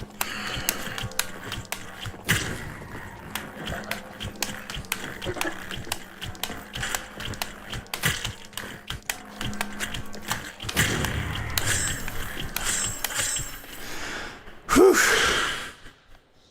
Again, even I feel like I'm being quite slow here, but giving away a lot of life as well. All right, maybe.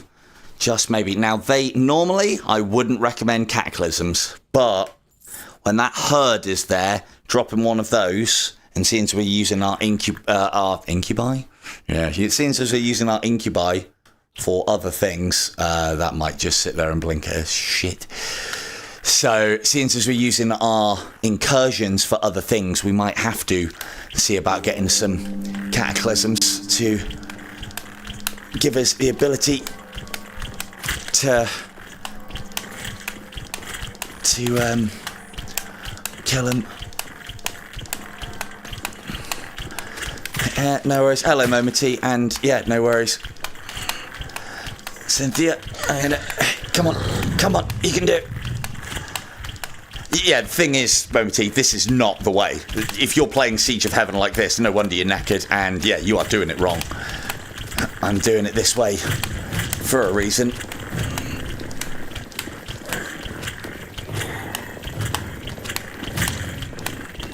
Uh-oh.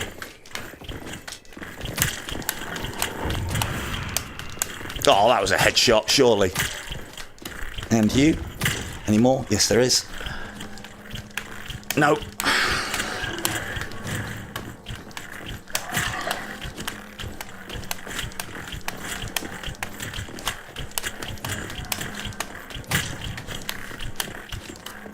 Woo! Lucky timings there, lucky timings. Right, here's a quandary. 1, 2, 3, 4, 5, 6. 1, 2, 3, 4, 5, 6. So we now have a choice. Do I take 3 Tempests or do I take 2 Incursions? Now I've got 1 explosive arrow left, so I'm going to go for some Tempests.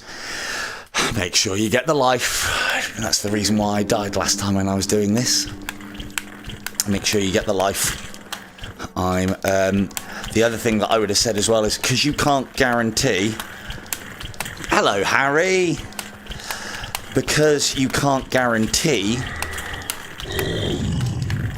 getting a one-shot kill on a red knight at distance, do not be tempted to use your Tempests on them, because it can be at distance.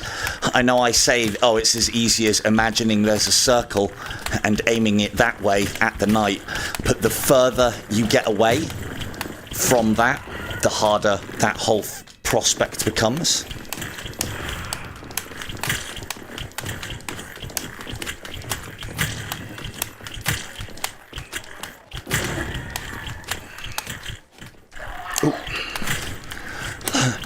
Go. Yeah, what I will see about doing next season, because the thing is, the channel, I'm sure you're already subscribed to him, Cynthia, but if you are looking at learning Siege, I can play it all right, and I can get some pretty decent scores. Unless I concentrate on it, I am leagues away from some of the top scorers. I would highly recommend Arby's channel. It goes on a bit, but there's a lot of fucking information. If you can, pay attention, pay note to what he's saying, you will pick up a hell of a lot. So, right, that's all we can afford. Everything else is out of our market now. So, but that's not too bad. Right, wave 14. Here we go. And just in case, Harry, I don't know, I know you're a crossbow guy, and I know you've just started playing the bow. Just a quick note, this is not the way to play Siege of Heaven. We are doing this for a very specific reason. So, you know.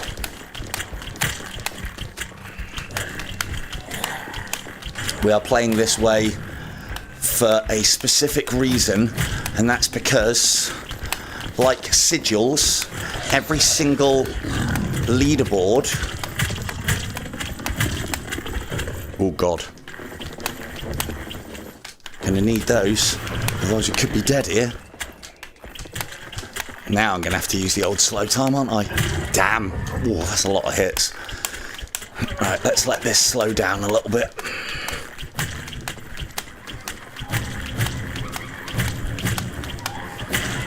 Where are you? There? Yeah. No. Damn it. And I missed her as well. Brilliant. Ain't got time for it. Because we need to be going for speed. I mean, I'll have a quick shot. No, I won't.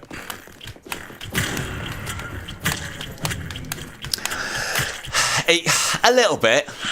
I don't know if he's. I don't know if he's as bad as me. Right now, this is where it is getting risky. We are, however, on the last wave. Oh, I've got a decision to make. Now, we're on the last wave. If I die, all of that work, like it did previously, is for fucking naught. So, that would be for speed. This would be for testing purposes, because we've got some decent sniper shots. And I would like to see... Yeah, I know. But we're trying to do this quickly. Look, if I was playing this for score, you shouldn't need them at the gate, is what I'm getting at. The thing that I find, and you must know, you must have seen this if you've played for score as well, Athom, is that the amount of times where a skeleton or something has made its way past me, I'm on combo, and like in a high combo, and I fire my arrow just as the skeleton gets in range of the incursion. And so instead of me killing it with an arrow, the incursion kills it, you get a miss. And also, if an incursion kills an enemy, whilst you are, say, 2 headshots deep and waiting for that Cupid to spawn, well, that incursion blowing up an enemy, that fucks your combo. As in, your next headshot that you get would not spawn a Cupid, it resets. Again, you're quite right. A lot of players, a lot of the top players do that. Maybe that's why I'm not considered one of them, because I don't. Maybe that's the problem. These Black Knights buggers. Right, let's keep on top of everything. It can. You're quite right, actually. It can save you perfect, but it can save you. Well, no. In that circumstance, see, that's the reason why I don't put them down, because it doesn't save my perfect.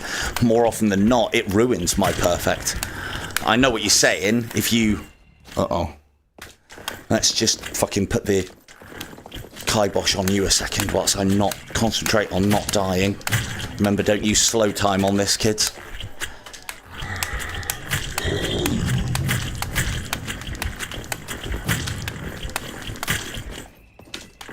Or Hand of Gods. I need to get headshots on these ones. Fucker. Right, let's make sure when we get the win.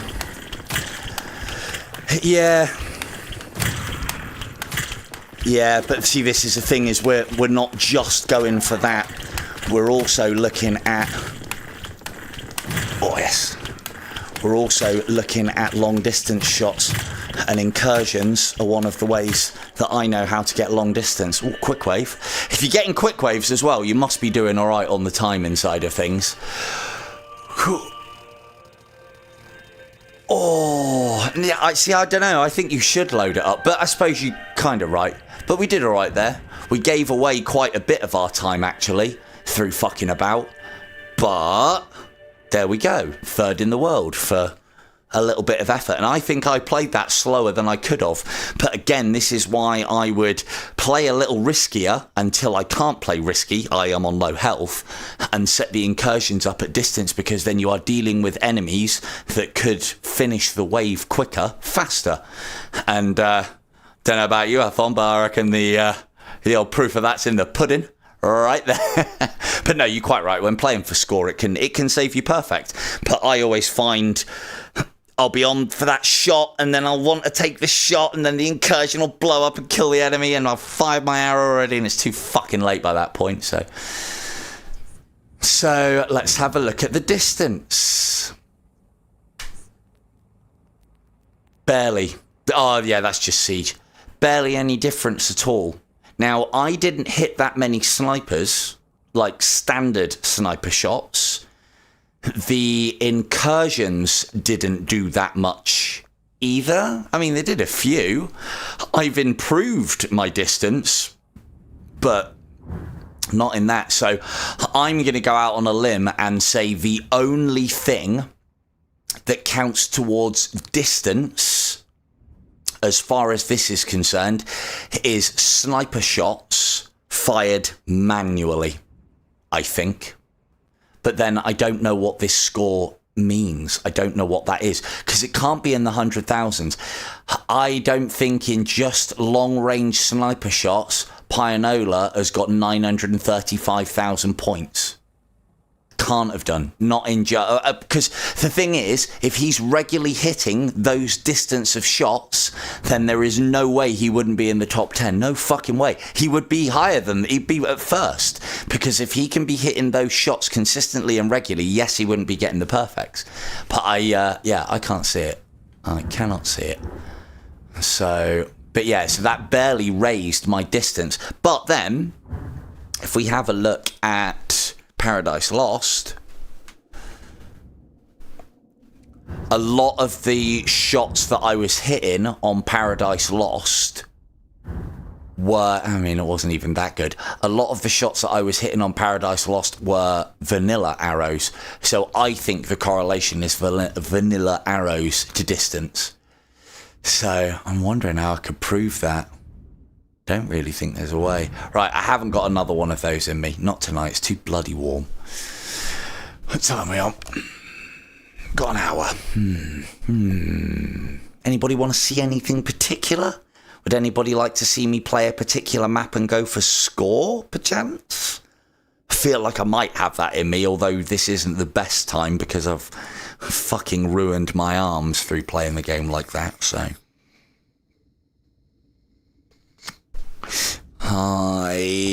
The one map that I find incredibly difficult to score well on consistently is Siege Royale. Like Saints, I can do a... Saints, I could show you something quite cheeky on Nefarious Invasion. I'm sure I've shown it off before, and see if I can actually do it live, because it's fucking hard. Saints Approach, to be fair, Nefarious Invasion is probably the lowest scoring map of all. Let's have a look. There we go.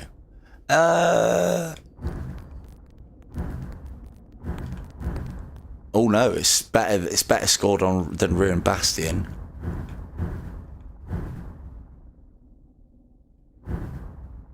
Yeah, and yeah, Desolation Town, I don't think there's a lot of points in it. I don't think there's a lot of bingo shots, but they are there. There's a double gap shot that you can get on a herd of bats quite well 2 or 3 times during the game. Yeah, just for you, Athom. Seeing as you were giving me shit about incursions. Just for you, mate. Just for you. No, I have got something to show off. So I think I've done this before. I'm pretty sure I've done it live last time, or we might have done it as part of the after party, so it might not have survived.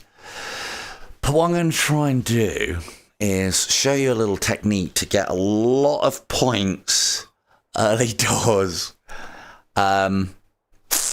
So unlike most techniques, or unlike, I would always advise you, I think, to always take, I can't think of a scenario where you wouldn't take Tempest. For what I'm about to show you, I would take Hand of God. For me, it's getting consistency in, cloning, but big time. For me, it's about getting consistency across the entire level. That's why my scores are always fucking garbage. I've had, I think I've had close to 1 million after wave 4 on this map, and then the rest of my score just goes to fucking shit. Because there's just something about left to right, it just doesn't work. Anyway, so we're going to be waiting for the first appearance of an orphan. Shall I try and score? I suppose I should, because it'd be nice to try and get some extra arrows. We basically need at least 1 Tempest. Now, this, again, is part and parcel of a good reason to have 100%, is whilst you are working these things out for yourself, or doing these things for yourself, you have a lot of gold to play with in the starting couple of waves, whilst you're working out orders, and whilst you're working out various things. Goes my perfect. Good old neck shots. Gotta fucking love them. Ugh. Yeah, fucking shoulders. Anyway, that's what we needed. I'd like to get more Hands of Gods. So, honestly, just hitting fucking enemies on this stage I can find difficult. Neck shots, Like, you know when you're getting it because you'll start getting into Siege of Heaven, that is, because you will get a lot of neck shots. And it just means that, let me assure you, there was a time when I used to hit nothing but fucking neck. It'd be like headshot, headshot, neck shot. That's when you know you're getting close. So if you are at that stage or get to that stage, do not be disheartened. It means you are very close to the end, or very close to the beginning. Like, that was technically a neck shot. The other problem I have... Oh, you shitbag. Oh, you shitbag. Oh, you... Fuck off. The other problem I have with this level as well is... there doesn't seem to be any good ways to spawn a Cupid to get an easy headshot. Now, occasionally... you can get a good spawn of a Cupid for a headshot on Saints Approach. There is one spot that I'm starting to work with now on Lost Passage, but it's not that good, because it's either a headshot or you miss. It's fucking terrible when you miss. And...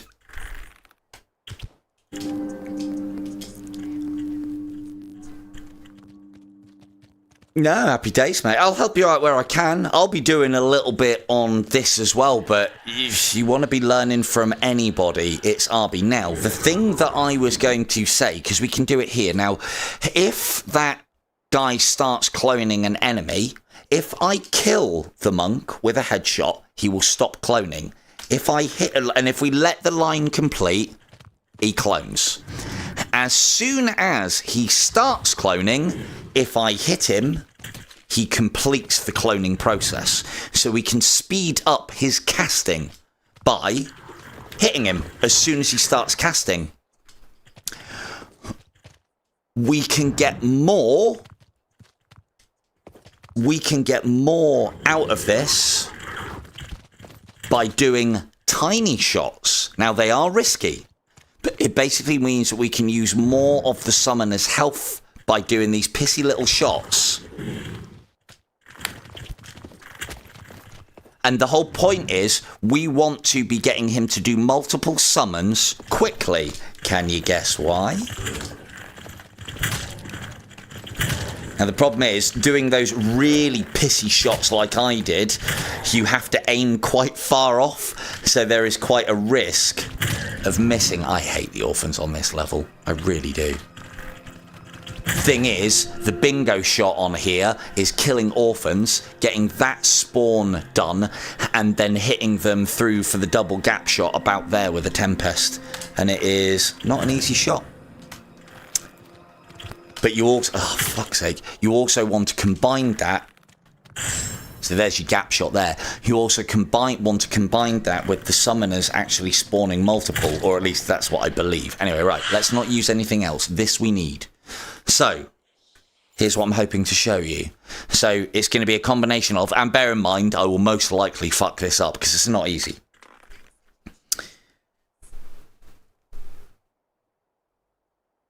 Hang on, say that. Executioner bonus in Siege. It's going to help me out. Yeah, no, that's cool, yeah. Yeah, as I said, I'll do a little bit on the Siege of Heaven side of things. If you get a Pico headset, mate, I'll dedicate entire streams to it on Pico Video. How's that sound? So, what we're going to try and do then is, there is an enemy that comes on this wave sometimes, comes from the top there, because we want to try and preserve our perfect as well. And there's going to be an enemy that comes from that door, and he wanders down here. We need to try and stick him with a Hand of God approximately here. If we can do that, we then preserve our perfect. Dropping the Hand of God now will not help us, because it'll run out by the time the orphan spawns. What we want to do is get a Hand of God here without missing a shot. That's the tough part. But dropping a Hand of God there and stopping the orphan, that's the easy bit. And not only does this give you a lot of points, it also gives you a lot of special arrows. So you could get really lucky. Oh, what? do the entire stages of Siege of Heaven quickly. We're going for time because there's a timed leaderboard. Sorry, is that what you were getting at? Hang on. Thought that's on the possible. That's the question you're asking. I need to do it quickly. Hang on, sorry, remind the... Oh, right, okay, yeah, sorry. Yeah, sorry, I've explained it now, hopefully. So, the reason why we're going to want him to cast quickly is so that he can quickly multiply the enemy that he targets whilst it's in his targeting thing. Right, I'll stop talking about it and show it.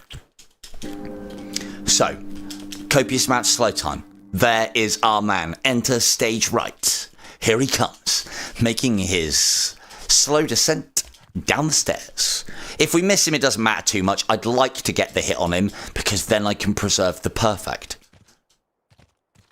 Here he comes. Here he comes. Now, I don't know where the best place is. I think I've gap-shotted him before, but that's difficult to get. He wanders toward the torch. Oh, right, okay, yeah, cool. So he should come along... Should come in range? No, he's not. So sometimes he takes a wider approach. Let's try and stick him anyway. Lovely. Perfect is on. Now, started summoning. Pissy little shot. Fuck! This is why you slow time, kids. Ah, oh, fucked it. Ah! So, that was going to work as well. Thank you, Siege of Heaven. Why would I want to fire multiple?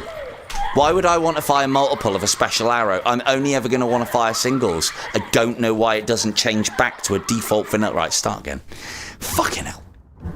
That's one of the things that's always pissed me off about Siege of Heaven. I can't think of a time when I want to fire multiple special arrows, and they should have changed it, and I did ask. They didn't do it.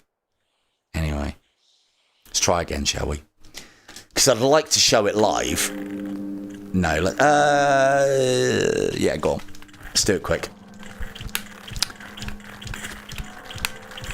Could try and change this into a speed run. So yeah, the whole idea is I had it then. I fucking nailed it, but because it fired a second Hand of God, fucked. Right, Hand of God, yes, Tempest, right, that's us, we've got what we need. Could ideally want more Tempests by the time we get to that point, because we're hoping to spawn at minimum 5 orphans. And then what happens when you kill an orphan in this? It creates a ×4 spot. And you can wait for, if you Hand of God it right, and the summoner does his job right, you can get an absolute gaggle. I believe that's the multiple term for a large number of orphans, a gaggle of orphans. You can get a gaggle of orphans that come along here. Now, there is a 4 times here, or that sets up here, and you can get a gap shot by grazing this with the Tempest. So you then get a gap shot on orphans in a ×4, and you can sometimes get a couple to 3 of them in that same one. Again, we're then bordering on the realms of godlike RNG, or not godlike, but pretty good RNG, in that the first orphan that you kill spawns it there, and that they all spawn quite tight together. So there's some working parts to this. Believe you me. Note how that headshot meant that that summoner did not copy. So if we were going for speed on this mode, you go for summoners first, you take them out as quickly as possible, and where you can, you try and nail them with headshots. That one's quite an easy headshot, that one's a little bit difficult, that one's fucking hard. So, right. Multiple Hands of Gods, that'll do. Right, let's try it again, shall we? This is why I started using this whole thing about arrows not switching back to vanilla in Siege, because again, there's only one time that I can think where I'd want to fire 2 Tempests one after the other, and that's the bingo shots on Anakims, or maybe the bingo shots on, if I fucked the first one up, on, well, any map that has like a double gap shot and a lot of enemies there. Come on. Right, we don't want to risk... Actually, we do, otherwise he's going through. Right, got ya. Bingo. Now, come on.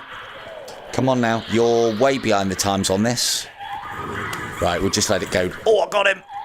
Right, so change to that. Oh, you fuck! Oh, let's do something else. Fucking hell. I used to be really good at this. Do you guys get the idea? I will do it. I will fucking do it. Right.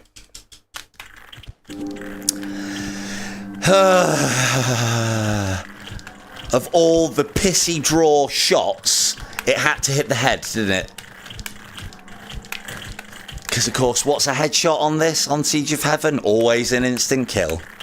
There you go. A little bit of failure for the stream. Two fucking versions of the same thing. Alright, let's try this one last time. Let's see if I can actually fucking get it. I got so lucky with that hand of God hitting that abomination as he come round the corner. That was ridiculous. I mean, hopefully, I think you get the idea, but hopefully I'll be able to show you it live. I've definitely done it in one of my live streams, but I can't remember if it's part of the... Because as I say, I do my intro and my outro, and then I cut those bits, so only those of you who are privileged enough to be in the stream live get to see them. I know it's only the cuttings of the fucking live stream, but let's try and make it into something special, shall we? Excuse me. Right. Kill, kill, kill, kill, kill. If it doesn't work this time, we'll go and do something else, promise. Don't know what.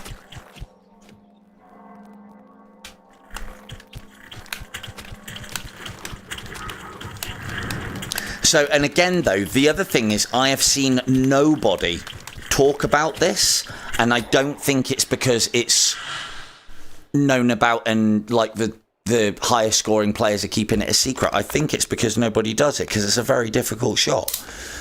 I think it could potentially set you up for... I don't know, Arby will have to correct me. I have never seen him do it on Nefarious Invasion. I'm the only person that I know that was doing it. I think I spoke to Harry about it, and he was like, oh, really? So I don't think he was doing it. And they can get some massive scores. So I don't think it's like, lose belly fat with this one weird tip sort of secret, that you have to then pay for or any fucking shit like that. Right, gonna fucking do it this time.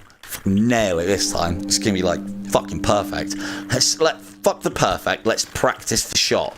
So it's sort of like a half draw, not even a half draw, and you want to be aiming for the feet. And the reason why we do this pissy little draw, it still needs to hit, but the reason why we do this pissy little draw is so we take less health off of the enemy, off of the summoner, which then means that we can get more instances of his lovely. Get more instances, please work. No, that's not it. There's one. Wait for him to summon. There's two. Wait for him to summon. There's three. And look at that. Have you ever seen so many orphans before? And then if we went, that's two done. And we can possibly get one there in the ×4. And then another one there.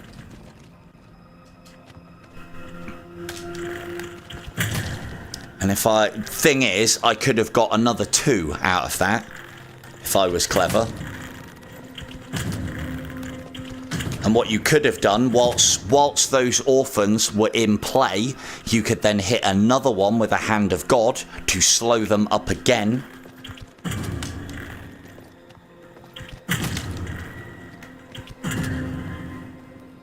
That was actually really low scoring-wise, but in a level where you don't get much in the ways of Cupid headshots, you get 4 extra arrows for using... Well, I did use a few, I guess. But yeah, you can score... That's fucking shit. But that's it. And if you can do that with a perfect, well, then you double that. And if you do it a little bit better than I did, and maybe throw in an extra Hand of God there to slow them up again, but you'd want to hit one of the orphans, or maybe even go...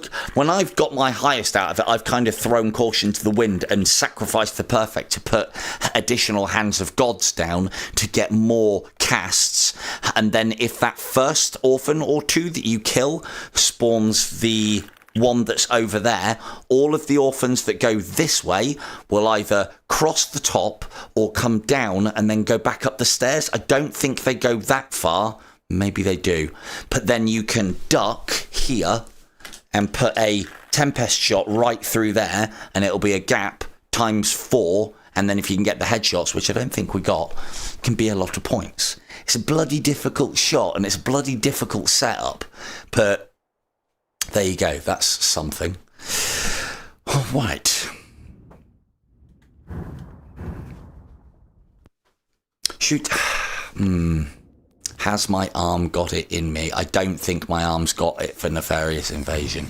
Not for a fast one. I suppose at least with speed on Desolation Town, we wouldn't have to worry about hitting the negative thing, would we? Not really.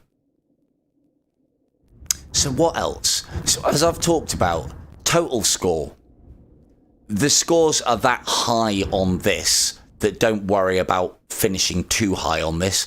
Put a couple of good scores and you'll be able to top finish. If you can a million, a couple of maps maybe, you can finish in the top. I know what we could do. Shall I try and play Anakim's Advance properly? That's the score that I got this morning. I think I might have wasted my arm though. Let's see how this goes.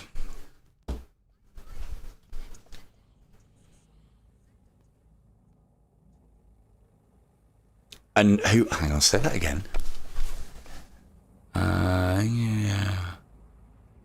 Someone asked for... Oh, right, okay. Yeah. Yeah, I'll leave the Siege of Heaven tutorials to Arby. Because the thing is, the way that he does it is the only real way that you can do it. It's just a lot of talking. Execution is sort of like on Siege of Heaven. Execution is about, what, fucking 10% of it? The rest of it is all set up. Be it with the arrows, and slow time as well. It's a lot of prep and setup. Right. Let's see, because this is the thing that I don't like doing. I don't like live streaming attempts for decent scores, because it just takes one little jitter or one little thing within it, and it can completely ruin it. But you'll probably get a gasp. So, I am not going to be raging. Well, I might be raging, but not now.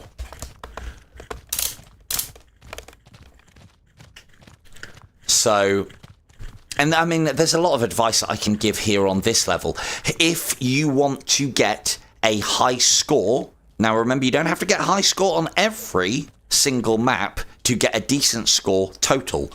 This is where I'm like 20th in the world, and I think 70% of my score comes from this alone. Now, I have played it a lot, which is fair, but... So what I'm doing here, I'm just delaying everything getting to me. I would like to keep all of this on combo, but this spread is not really going to allow it. In these early stages, yeah, you want to be going for score, but making sure you hit the 3 headshots to get a Cupid to spawn, got lucky there, is more important. And then getting that headshot is that next level blow your socks off shit. Now, I don't think I can let him go far enough.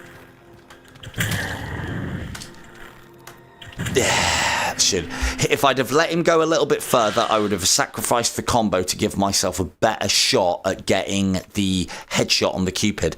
Ideally, your last headshot, and again, I know I'm talking to like the 0.01% of people here that can do these things, because it's not fucking easy.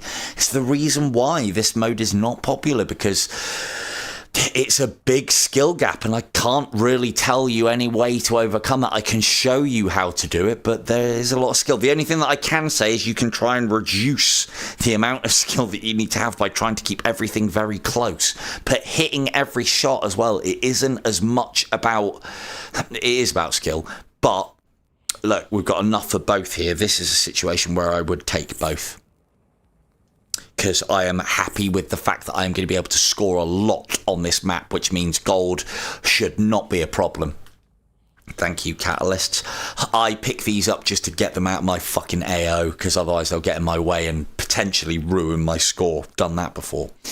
So the way that we can try and close the skill gap on Siege of Heaven, because it is there and it is big, it's the reason why players who are dedicated to Siege of Heaven score in the multi-millions. There's not very many people that can play the main game and Siege of Heaven. And Beanie's the other one. But then having said that, there's others coming on now as well. There's Mike Fish, who regularly scores very highly. He is our bow leader at the moment, and he's putting his hand in at Siege and doing well. The problem is, and let me tell you, because I fucking know, and Beanie does as well, to be good at the main game and good at Siege of Heaven, they do work with each other and do complement each other. But they are two very different skill sets. I would say Siege of Heaven helps you more in the main game than the main game helps you in Siege of Heaven now. We have 0 headshots going in to this.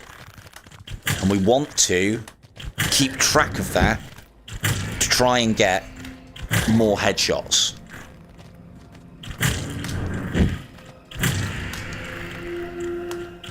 Oh, double perfect. Look at this.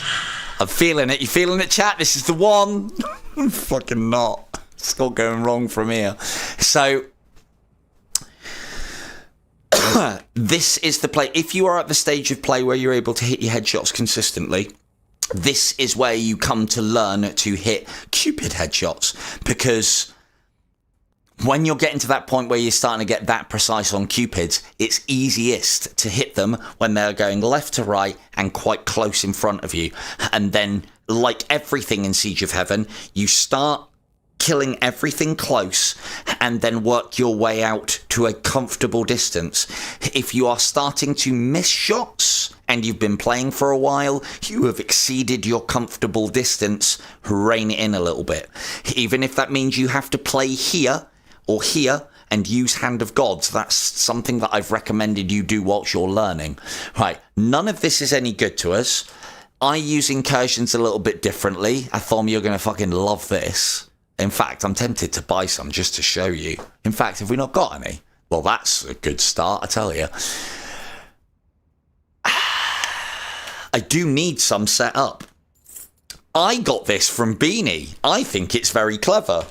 Don't tell him. He puts his incursions here.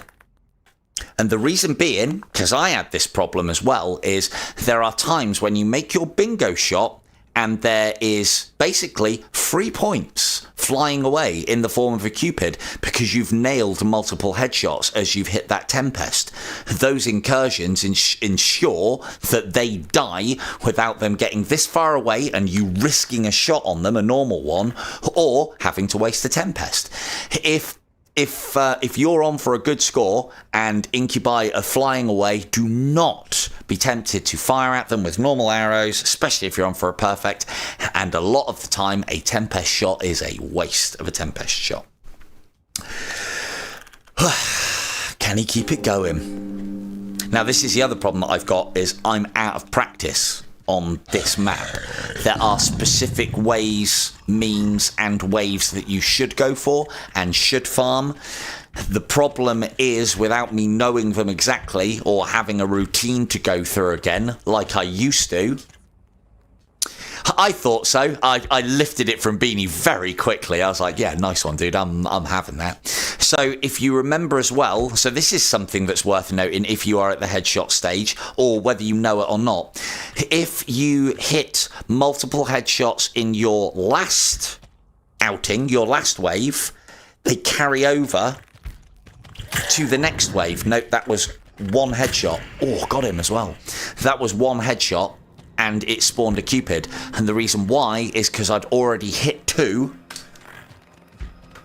in the previous. Now, we're not going to be able to keep that combo going. I'd rather, well, I could, but it's a risky shot, and I'd rather not bother. So we'll let that combo go. At this point, we are still farming. Now, I am on 2 headshots, one from the Cupid, one from the Abomination. What I ideally want to do is just hit Anakim in the head. That preserves the headshot bonus, and that third one will send him off. Damn it. Damn it, I almost proved it, Athom. It needs to come off a bit closer. I am not going to waste a Tempest on that guy. I'm not even going to waste a shot on that guy, because it's risking the perfect for... what would that be? Even in combo, a few thousand points. I need to concern myself with farming. Got it. Now, I'm trying to let these guys go as far as possible. Doesn't matter. As long as I'm getting the headshot, it doesn't matter too much. I'd like to get perfects on every level. It's never going to happen.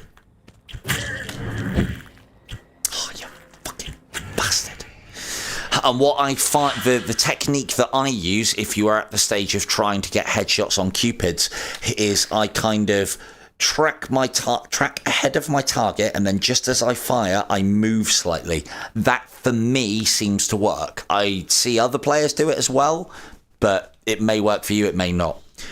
I pick up my cataclysms. I obviously use incursions, but I pick up cataclysms because when you get a lot of arrows back here, they get in the way. I wish, and again, I asked, doesn't do it in Desolation Town, but it does do it in the 360. When you are finished with the shop, all of these arrows raise up above you. I asked for that whilst we were testing the level, because I thought it was important, because because they were just above eye level, and I said, nah, make them go higher, because otherwise when you're spinning around, they get in your fucking way. I wish they'd have done that for all levels, because there's plenty of times where I'll be standing here and that'll happen. Just like the main game. I didn't want that arrow in my hand. What am I going to do? Fucking throw it at them? No. And there are times when you would go this far on the platform and this far off to the right to get that bingo shot, which hopefully I'll get to show off later. Now, we are scoring reasonably well. I don't think we need that yet, because we've got a decent amount of Tempests. There is a little Hand of God sat there, and we've got 3 and 3. I would rather preserve my money. However, we are on wave 4, and this is the one with the Orphan. And if we should be able to get some decent points, so let's break that rule.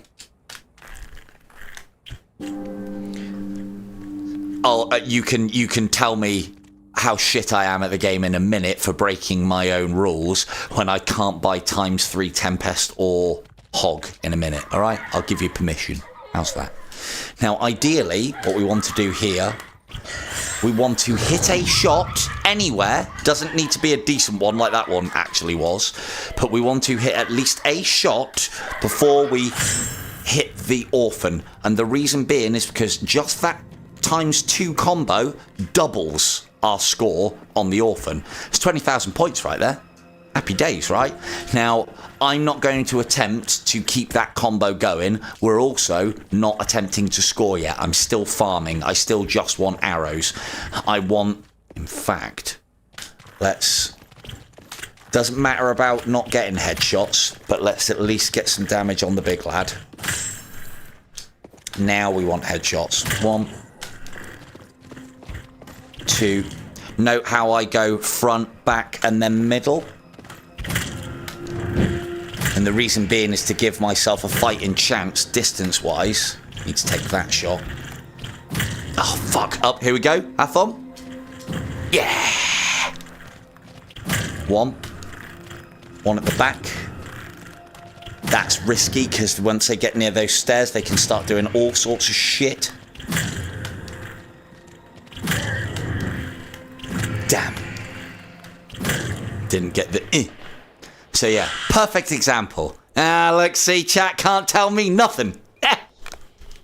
Can't tell me nothing. Now, the other thing, and I will grab a couple of extra because we need to replace them. Now, the other thing is if you are getting to the point, again, I know I'm speaking to like potentially 0.01%, but I know, right? Party face indeed. That I will literally have tens of thousands, maybe hundreds of thousands of gold's worth of incursions on that pillar to maybe get 1 or 2 Cupid kills. All right. And risk losing the game. All right. So anyway, so as far as the arrows that you're getting, because the reason, I should note, 3 headshots spawns a Cupid. Killing the Cupid gets the 4 times. Getting the 4 times is what we want to shoot enemies in large groups to get the good score. Now, if you headshot a Cupid, you get an arrow, a random special arrow. We've done very nicely so far. That's a lot of Tempests, and again, top players, they'll have that absolutely fucking filled to the rafters. I always pluck the arrows that I don't need out. I always pluck the incursions out and get them laid down. I always pluck the catalysts out because I want them out of the way. I'm never going to use them because there isn't any reason to. We'll replace that incursion, and then I think we're good to go. Now, we're on wave 5, and we're still going to try and concentrate on farming. What I started doing, I'll show the bingo shot on this level. There's 2 of them. ×4 here, and you want to graze this with a Tempest shot on all those enemies. The other one is over here, where there is a ×4 shot. This one, and again, graze the archway there. This side is a more higher scoring shot, literally because of the fact that if you are standing here and shoot them there, the difference between there, and that is a long shot and that is not. And it adds another multiplier onto your score again. If you want to know more about the in-depth stats and the amounts of multipliers and what they can do for you, that is an Elite Jonathan question. He's got statistician tables about all of this shit and everything. I have... Go on. Lovely. I always miss that one too, and that one can be a risky shot. To be fair, that's my own fault. I lost count. Let's try and keep it headshots. That's 2. That's more than 2 then, obviously. And we'll take this one at the back to push this one further forward, just so that when we unleash the Cupid, we've got a little bit more time to get that headshot on him. So that's 2. So we want to go middle, then the front one, to get ourselves a little lead time. Fucked it up. Say that again. Oh, I heard half of that because of the music. Did you shoot the cats before the wave? Oh no, that's, yeah. I just can't. Honestly, I just can't bring myself to waste an arrow. Fucking shit, innit? Right, 92,000. We've got a lot of cash because we've hit some decent shots and our score's coming on. We've got a decent amount of arrows here. I just can't be bothered doing it all the time, and I've never grabbed one accidentally. I've fired 2 of the same arrow off before plenty of times because this game doesn't work the way it fucking should. But now 92,000 for incursions is starting to get on the expensive side, but we do have a lot of money.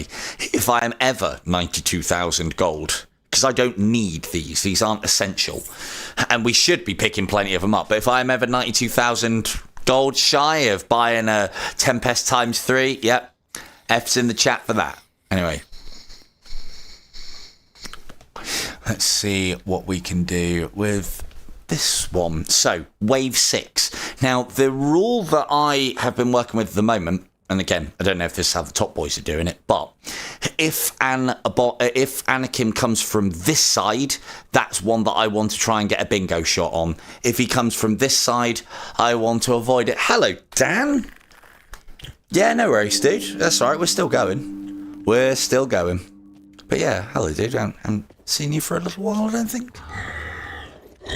So this one's one that I want to get. Now, one of the things that you can do, but it is a bit of a risky shot, but he is a pretty big target, and if you've got plenty of them, is you could, or I like to, use a Hand of God about there. And you want to be hitting him ideally in the knee or the upper thigh, but Right on the fucking edge of the waist. Yeah, that'll do. And what we're doing here is we're slowing him right down because we're giving themselves time to open this ×4 slot here. And what I would do in this situation, I still want to be trying to farm, but I'm now more concerned about the scoring shot. So we're going to go, I can't remember. You remember that memory problem that I have? I can't remember how many headshots I had. I think I had 2. No, I think I had 1. So that should be a Cupid. No. Shit memory. That's not the one that we want. The one that we want is there. But let's go. That counts as a headshot as well. Remember, those flaming skulls count as headshots. There's our man. Now, we're going to move across whilst getting shots to preserve our combo. We are then going to tuck one. Well, that'll do. Now, I don't remember the order. I thought it was hit, hit, hit, hit, ring the bell, and then finish off. I think it's that. And then, so we ring the bell, hit, hit. Don't let those get in. Hit, hit, and then bosh. And that should be, well, that wasn't a very good finisher, but it's not bad. Could have been a lot more. And then we're just going to body shot these guys to preserve our perfect. But these ones technically aren't raged. Yeah, that doesn't feel right, points wise. So there's one. Fucking got the headshot as well, lovely. There we go, 173,680. That was actually quite shit, so I might have that the wrong way around. I think the way that I used to do that was headshot, so skin him to within an inch of his life, then use rage mode, then put the last headshot on him, then bingo shot. That's what I usually do. But that wasn't too bad scoring. I think I just fucked up the Tempest. Fucked up the Tempest shot. But again, it's been a while. So again, I should really redo all of these things and re-educate myself. But we're still at like 600,000 now. That is basically the bingo shot that you want to go for. The easier one is the one that falls in the middle. I don't know, can anyone refresh my memory? Can anyone remind me of the order? I'm sure I've said it before, but it seems that long that I'm doubting whether it is that way round or not. I genuinely can't remember.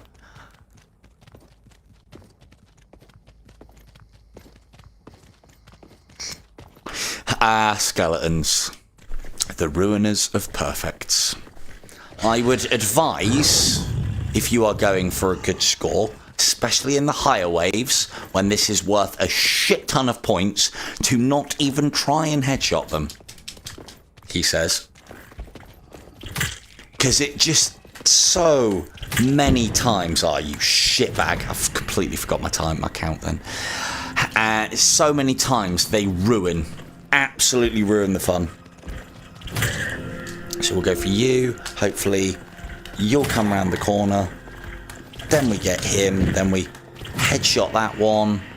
Damn it, and we didn't get the 4 times. So now all of a sudden, because I haven't got the correct 4 times, I wasn't going to use this as a scoring wave anyway, but now I'm definitely not even going to try. If there's no 4 times here, I'm not even coming to that party.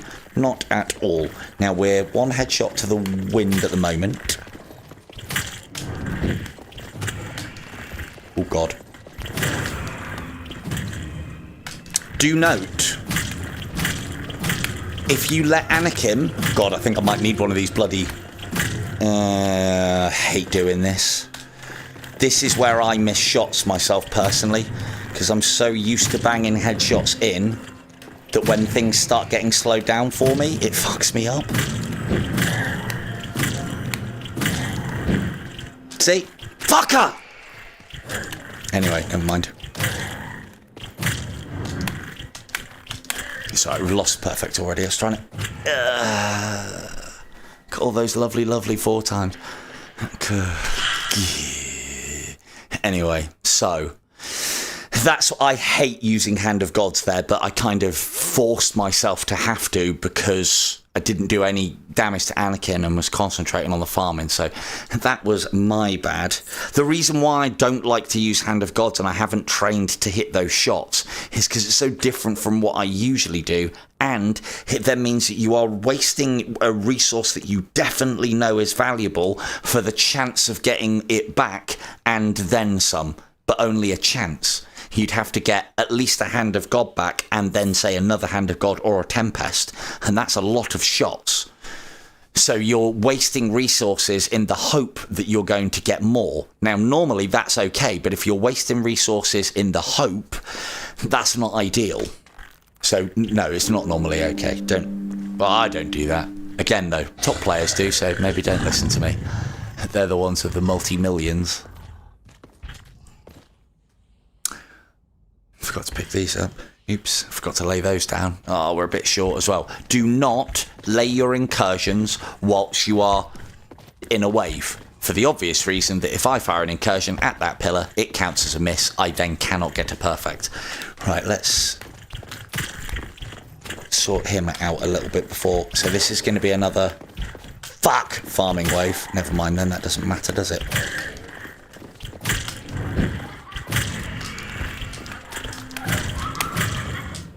I mean, we will try and get a shot on her like that. Thank you, Tempest. Nah, it doesn't even matter, does it?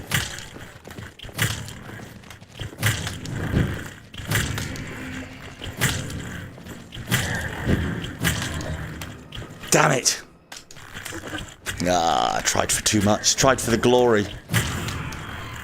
Oh well, keep farming. Move along. Need arrows here, people. Damn it. That's one, and then we'll go one. Oh.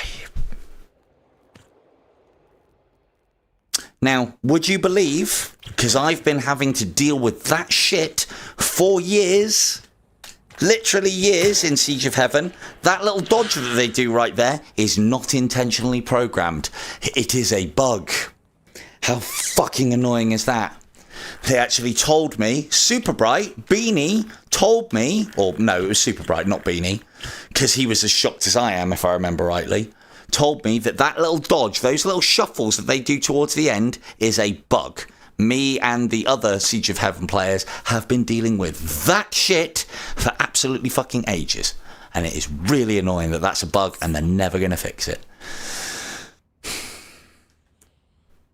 The amount of perfects that I have missed out on because of that very thing. I tell you what, the amount of cats. I'm gonna have to, Athom. I fucking hate wasting them, but I like storing them as well.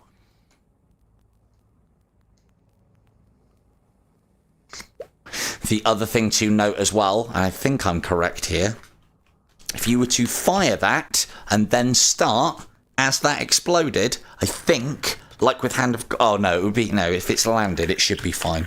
Let's just get rid of them all whilst we're at it. Or just keep one, just as a little spare. A little spare, maybe. Right, that's too expensive. I'm not fucking picking that up for half my cash for an arrow that I do not need. However, the Hand of God... 1, 2, 3, 4, 5, 6. We're not doing great on arrows, you know. I'll have those because we're running a bit shy. Now, if you are at this stage, try and leave these here and live on the shop. The last thing you want to be doing is having a ×3 that you can't put in one of your quiver slots, which I'm getting close to now. But this is now, I am at the stage where I need to be scoring. Oh, shit. Fuck. Didn't even get that. Well, I've literally just had it. Fucking low power. Forgot. Completely forgot. You'd think I'd know by now. Right, hopefully that doesn't affect the old gameplay. What's that? 17%. Ah, be alright. Be alright. Never had any problems with low battery headsets. Never.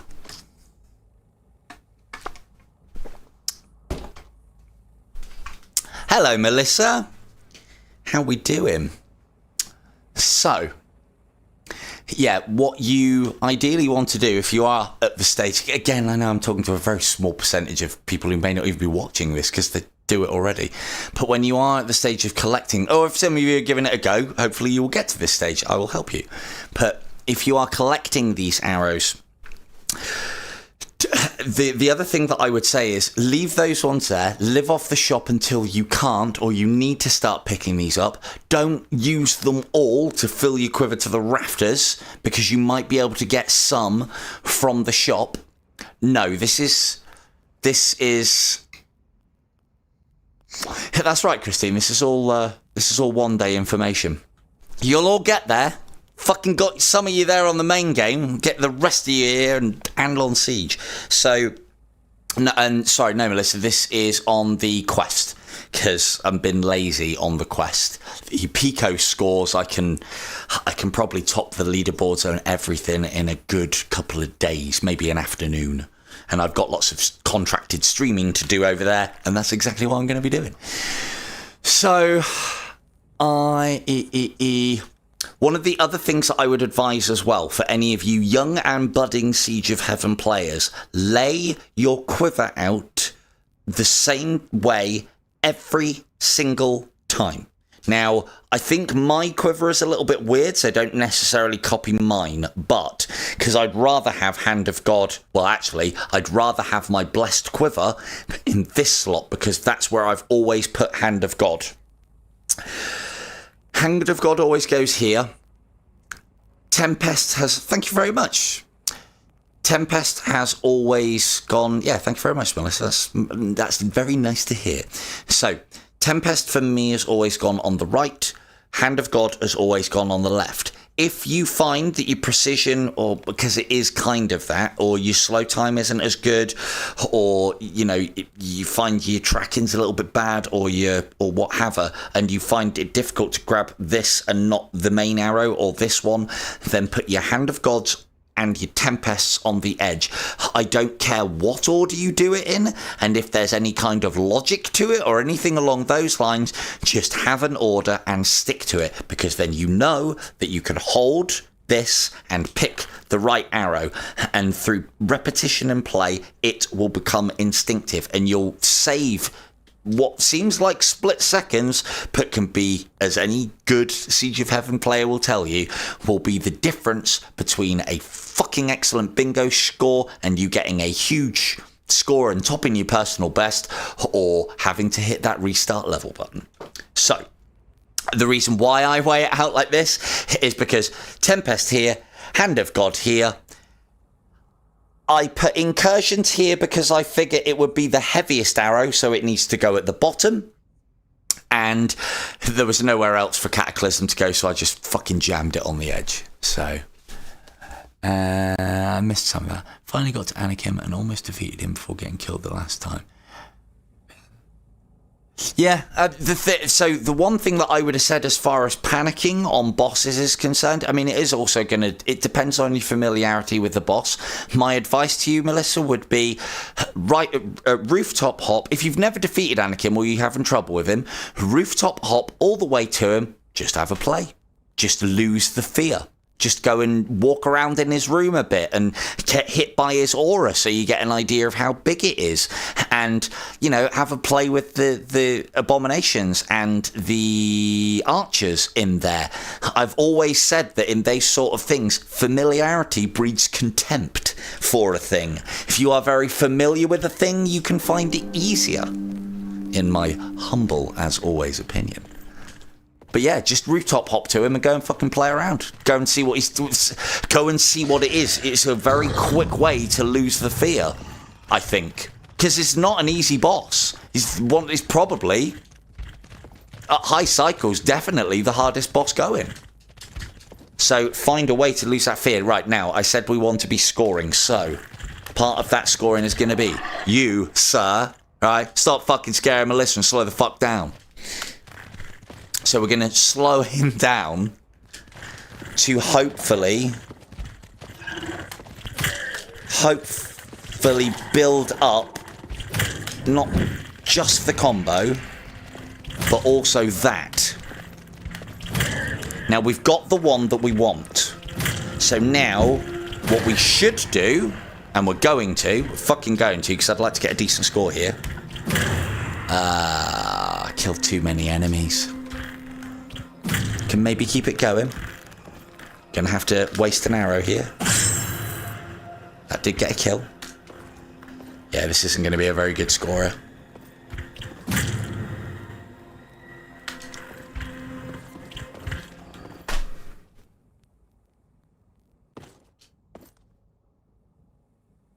It's because I insulted you about Melissa, isn't it? That's why you did that. That last little fucking jink. Ah, well, let's pretend this was a farming wave, shall we? Shall we? Don't pay attention to the fact that I just wasted a load of resources to do that. No.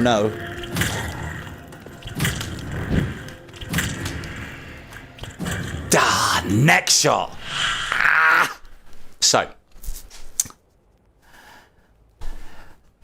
what we're looking to do with Anakim, because I should explain the shot as well. We want to try and hit, and this is good advice for Anakim with anything as well. With Hand of Gods, you hit him where you can hit him with. In this mode, and technically in any others, the best place for us to hit him is on the knee or just above. Now, that doesn't give you a very good target, a very large target, but what it does do is it means the maximum circumference of that sphere, the width of it, so to speak, is covering as much of the area as possible. The higher it is, the less it can cover. It will catch the head of a lot of things and slow them down. But ideally what you want to do is you want your Hand of God to land in such a fashion that it creates a half circle. You can't even see the other half of the circle because it's below the ground. That's when you know that it's about right. But if the widest part of the circumference of the circle is covering enemies, then that's good. Long story short, don't be fucking hitting him in the chest or in the head with Hand of God. It needs to be lower so it slows down everything at his feet. The dream. And again, this is why Siege of Heaven can be such a frustrating mode. You can be doing so well, and then, well, I mean, I wasn't doing that well, but then one fucking shot, and it can be a little fucking boogie that he does on that stupid fucking corner. Anyway, what we're going to try and do here, I'm going to grab one of those because we're going to be using one. Have we got plenty of others? No, we are a little shy. So I'm going to try and hit that shot right there. Now, because we're just worried about slowing Anakim down, we don't need to necessarily worry about it hitting him in the knee. But note where the circumference of it is. If that shot was higher, he wouldn't be in the circle for as long. I can't remember where I was count-wise.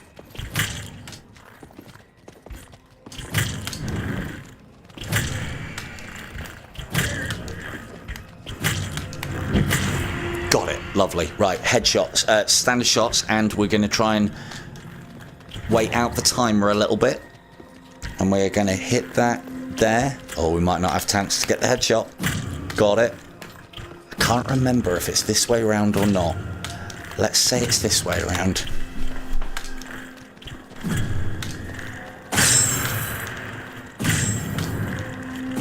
That's way too many shots. Here he goes, Mo. No, fucking missed it. Sometimes works. And that's a lot of points to lose if we missed that shot, so we'll just put a normal arrow in him, thank you very much. Bye-bye. 600k for a perfect. That's still not that good. I think that's the way to do it. Anyway, but if we can get a few more of those, and they're only going to get more.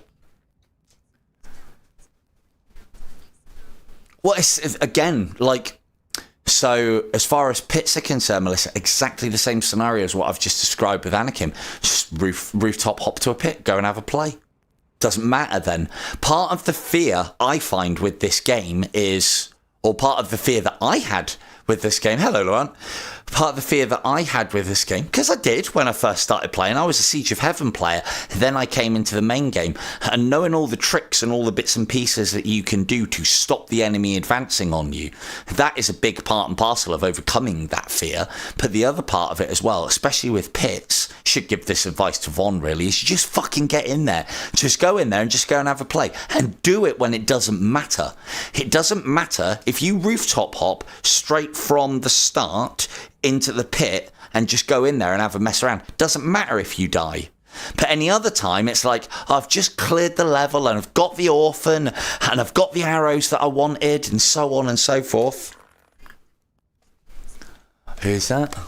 Very good. Very good. Whereas I'm dominating on the Pico leaderboards, I'll have you know, Laurent. I will be first on everything bar crossbow probably by Wednesday.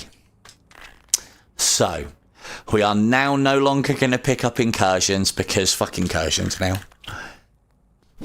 So, we're at 2 million on wave 11. That's not great. Seeing as 16 million is the top. But a couple of good waves and a couple of perfects and a couple of bingo shots where I'm not firing multiple tempests will do the trick.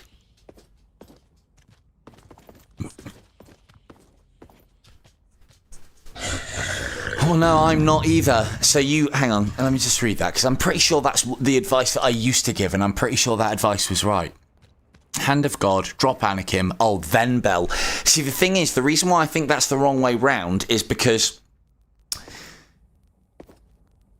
when you ring the bell, the enemies have a certain amount of time before they will no longer be affected by rage. So, for instance, if we let that skeleton get all the way to here and rage, then he wouldn't be affected by it. I don't know if the order matters is the thing. It might do for one or two of the enemies. Like, if you plug in with a load of shots, by the time you ring the bell, maybe the first 2 or 3 enemies wouldn't be raged. I don't know, because they've already been in the level too long. I don't know. Wish I did. Are we scoring here? Yeah, we better.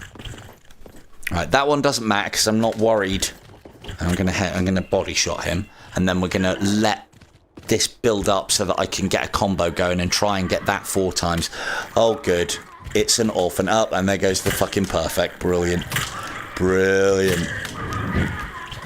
Oh, we got the 4 times that we needed. Oh well, let's try and make the best of a bad thing. 157,000. That would have been nice to have been fucking doubled, wouldn't it? Right. We're not going to get the ×4 that we want, so we're going to change this into a farming wave now. Fuck's sake.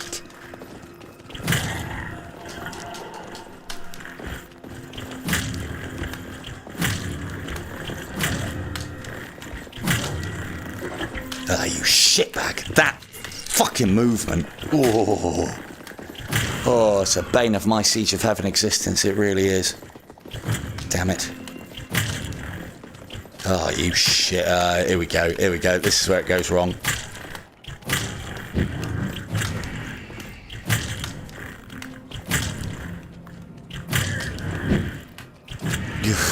Can't hit him now. Trying too hard. See? Even I choke sometimes. Choke a lot of the times on Siege. Right, so this is what the example that I was given. If we were constantly buying 2s and 1 times, especially 1 times, these would now be at a state of play where they would be double that. And so we would have to, or maybe even triple that. And so we would have to actually make a choice. With over 1 million, well, 1 point, was that 1, 2, 3, 5, 6, 7. With 1.5 million, we don't need to start making choices yet. So we can hoover all of those up. Because we did well on some of the earlier waves, although we're not doing so well now. Let's have a quick stock of the situation. 1, 2, 3. I have not done very well on the arrows. You know when you're doing well, because that's like fucking teeming with arrows. Oh, what time are we on? Oh. This is Anakim's Advance. This is the one that I would recommend if you are looking at getting a score that will raise your total score. most players that I know can get double the score, or the top boys can get double the score on this level than any other level. RB's got like 16 million on it, Harry's got 14 million on it. And if they're scoring, if you then take into consideration that RB's, well, yeah, Harry's probably a better example. Harry's scoring about 5 or 6 million. I mean, these are top level players. These are like ridiculous level players. And they're scoring huge numbers on this, but much lower numbers in consideration on other levels. Well, that should tell you that if you want a good total score, this is where you come and train. This is where you can... This is actually the level where you can learn... This is... Yeah, Anakim's Advance is the level that you can learn a lot of lessons about Siege of Heaven. I wish this level... Fuck. I wish this level had been available. This is risky. Don't like taking risky shots. I note how I don't take shots here if I can help it. Only to try and advance my game on Cupids. Now, I would love to hit him with a Hand of God and do the gap shot thing and hit him multiple times there. But it's, you get so close to the edge of this doing that it can throw your shot off and it can be the end of it. But I don't think we're going to be able to... Or we might be able to. Might get lucky. Fuck you. And that's RNG for you. We needed that one. We got that one. So that kind of kaputs our chance of getting a scoring thing here. There's no way I can get 3 headshots and another Cupid out of this unless I use a lot of resources. And I'm just not prepared to do that because it's not even that good a thing. So we lose the combo now. It's annoying. Again, it's another reason why this mode can be very, very, very frustrating. But what are we talking about? This is a... I said this was a farming level, didn't I? We were going to farm on this level.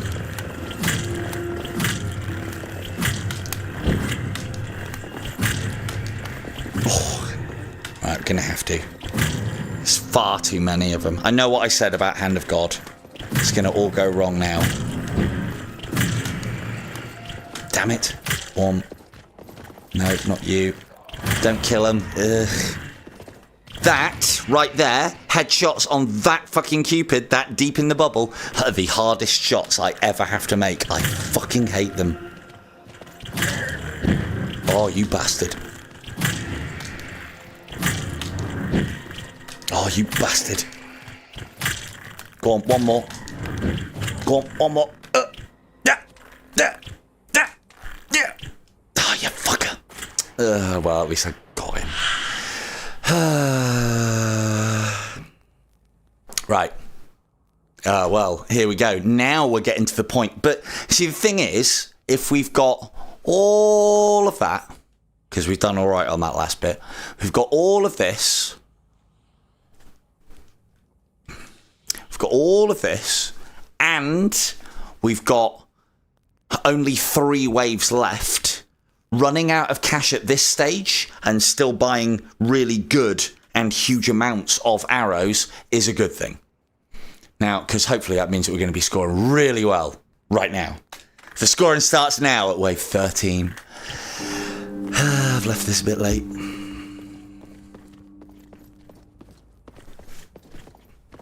So, right, little wet water. It's because I haven't vaped for ages, that's what it is, that's my excuse.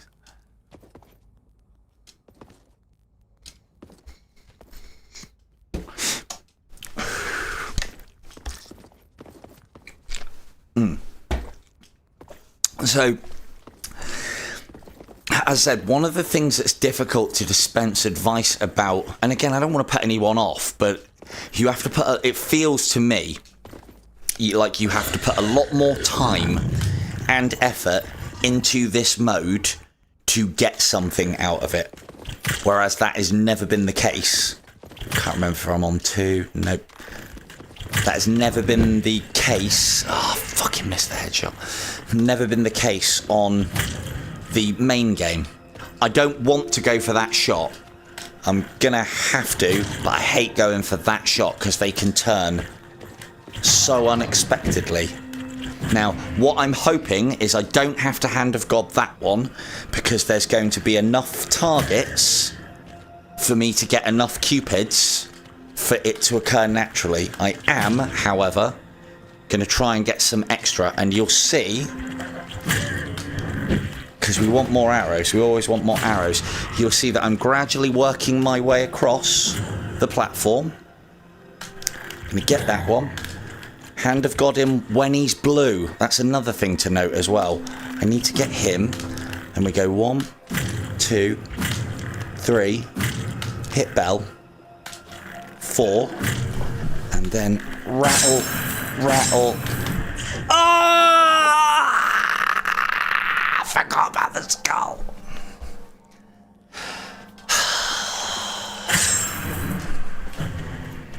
Look at him, Ab. Look, they just fly straight into him. There you go, Athom. Point proven. That's why you set up incursions. That's why. Oh, that could have been something special, that was a big score. I just fucking... Well, actually, was it? What was I on? That was about 800,000. About 1.6. About 1.6. Fuck. Right, okay, so we are now getting to the point where if I'd have made those shots, I would have been able to afford both of those. Oh, I thought I had that as well. I saw it go out the corner of my eye and I thought I had time.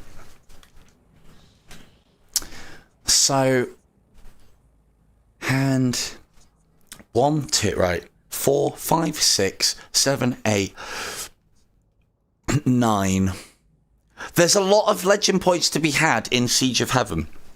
A lot of them, as I think I've already said, but I'll quite happily say again because there's new faces here.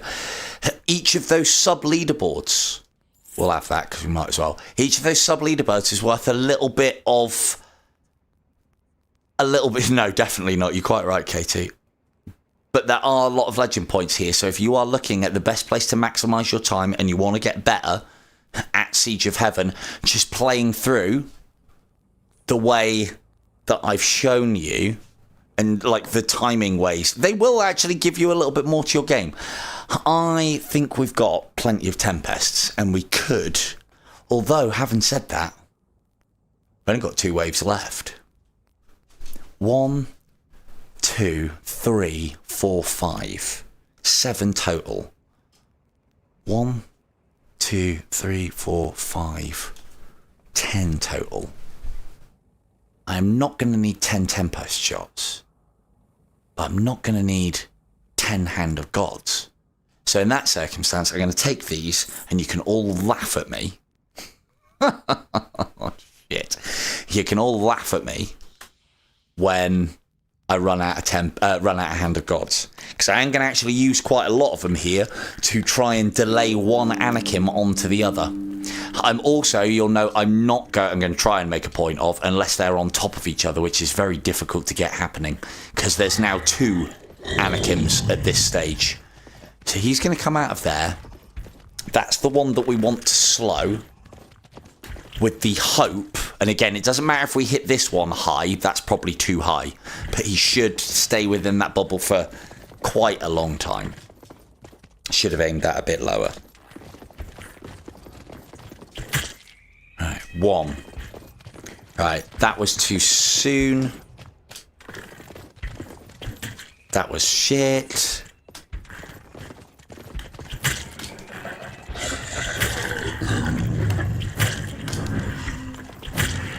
That's not the one we want.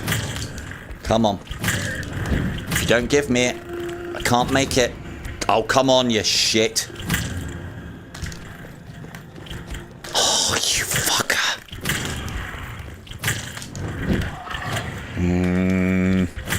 Bastard. Risky. But that's why we're here. I mean, I've missed out on the perfect now anyway, so it doesn't matter too much.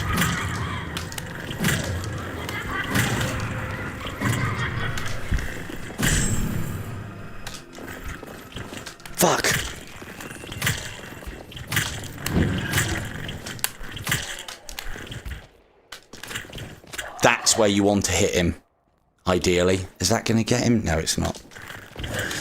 His bingo shot is not going to be very good because we're not in combo. Or not by much. And if I miss that, fuck's gone to pieces. That's what those are set up for.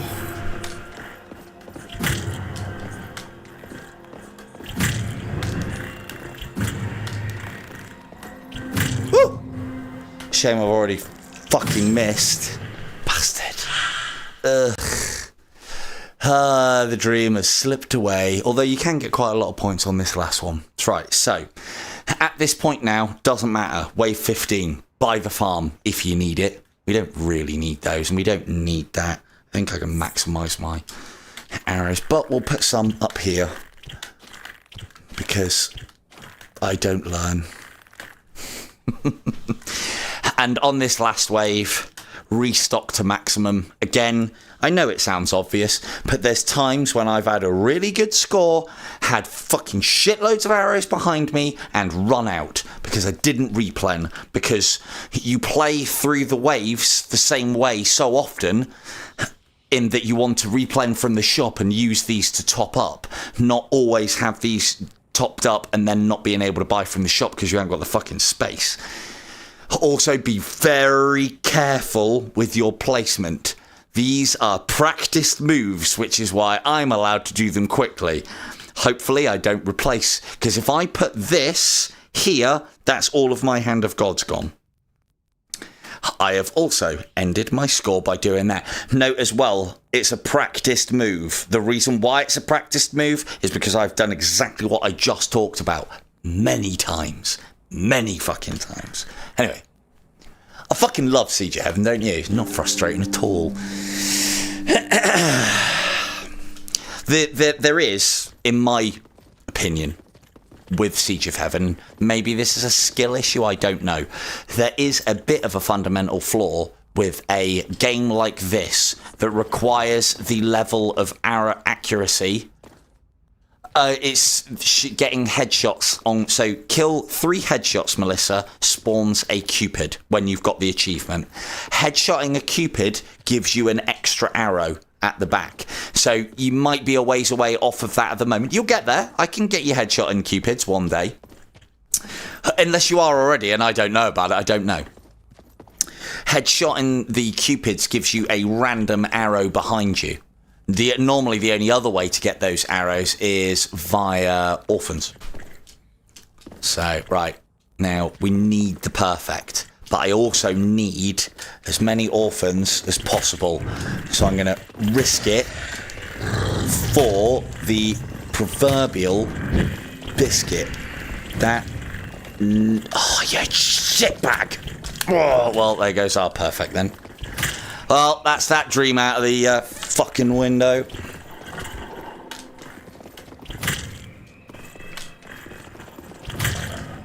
And this is the other part. This is the frustrating part with it, is it's always fucking fractions. Even to the point where I thought that, well, that was definitely a miss. But I thought that one should have given me, I should have got the headshot from that. I'll show you why this isn't the shot to take. Note how I've hit, well, it wasn't on purpose, but note how I've hit the Hand of God too high because I don't want to run the risk of hitting that pillar. And so because I've gone a bit higher on purpose, see how all of his minions escape the bubble really quick, and now they're all here and they're not where I need them to be able to get a decent score. I'll use my failure to show you.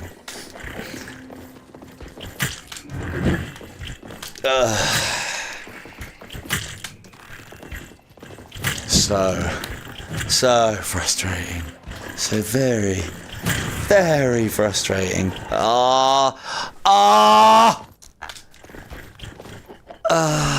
You're not getting away. You're not getting away. Not after that. No way.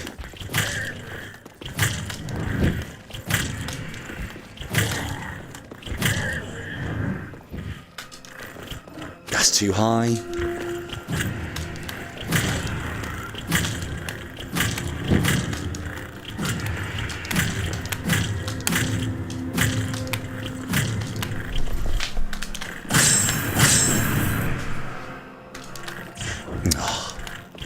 Ah, well, wouldn't have mattered anyway.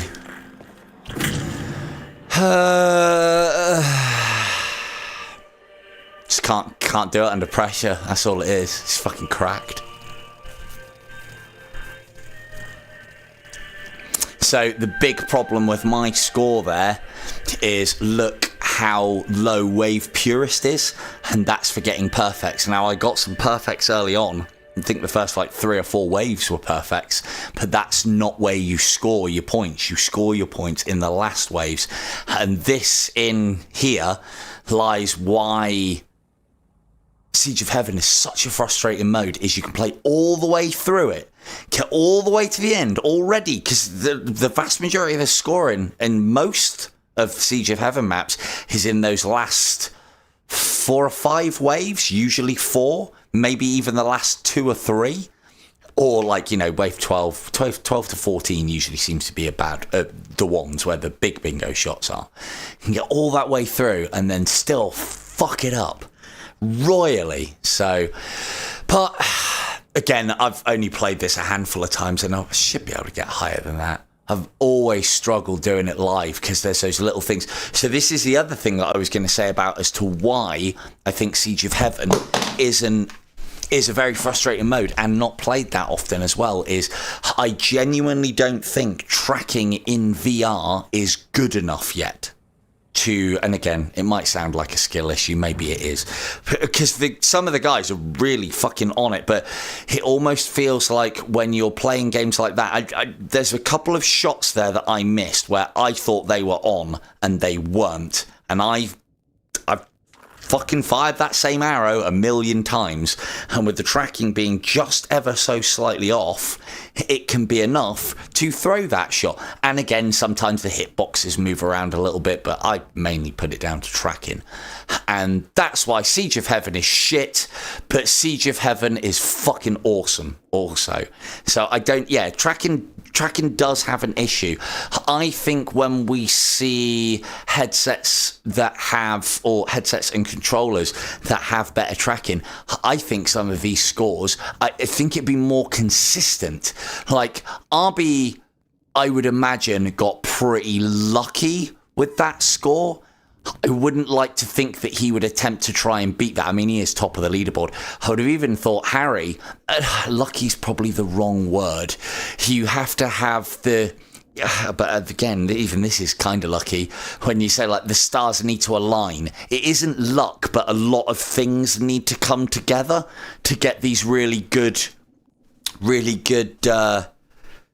scores. So yeah, the stars need to align. That's not lucky, is it? And on that bombshell, we will end it there. Thank you all very much for watching me. This has been In Death Unchained, and I have been Silver Tongue Devil. Good night.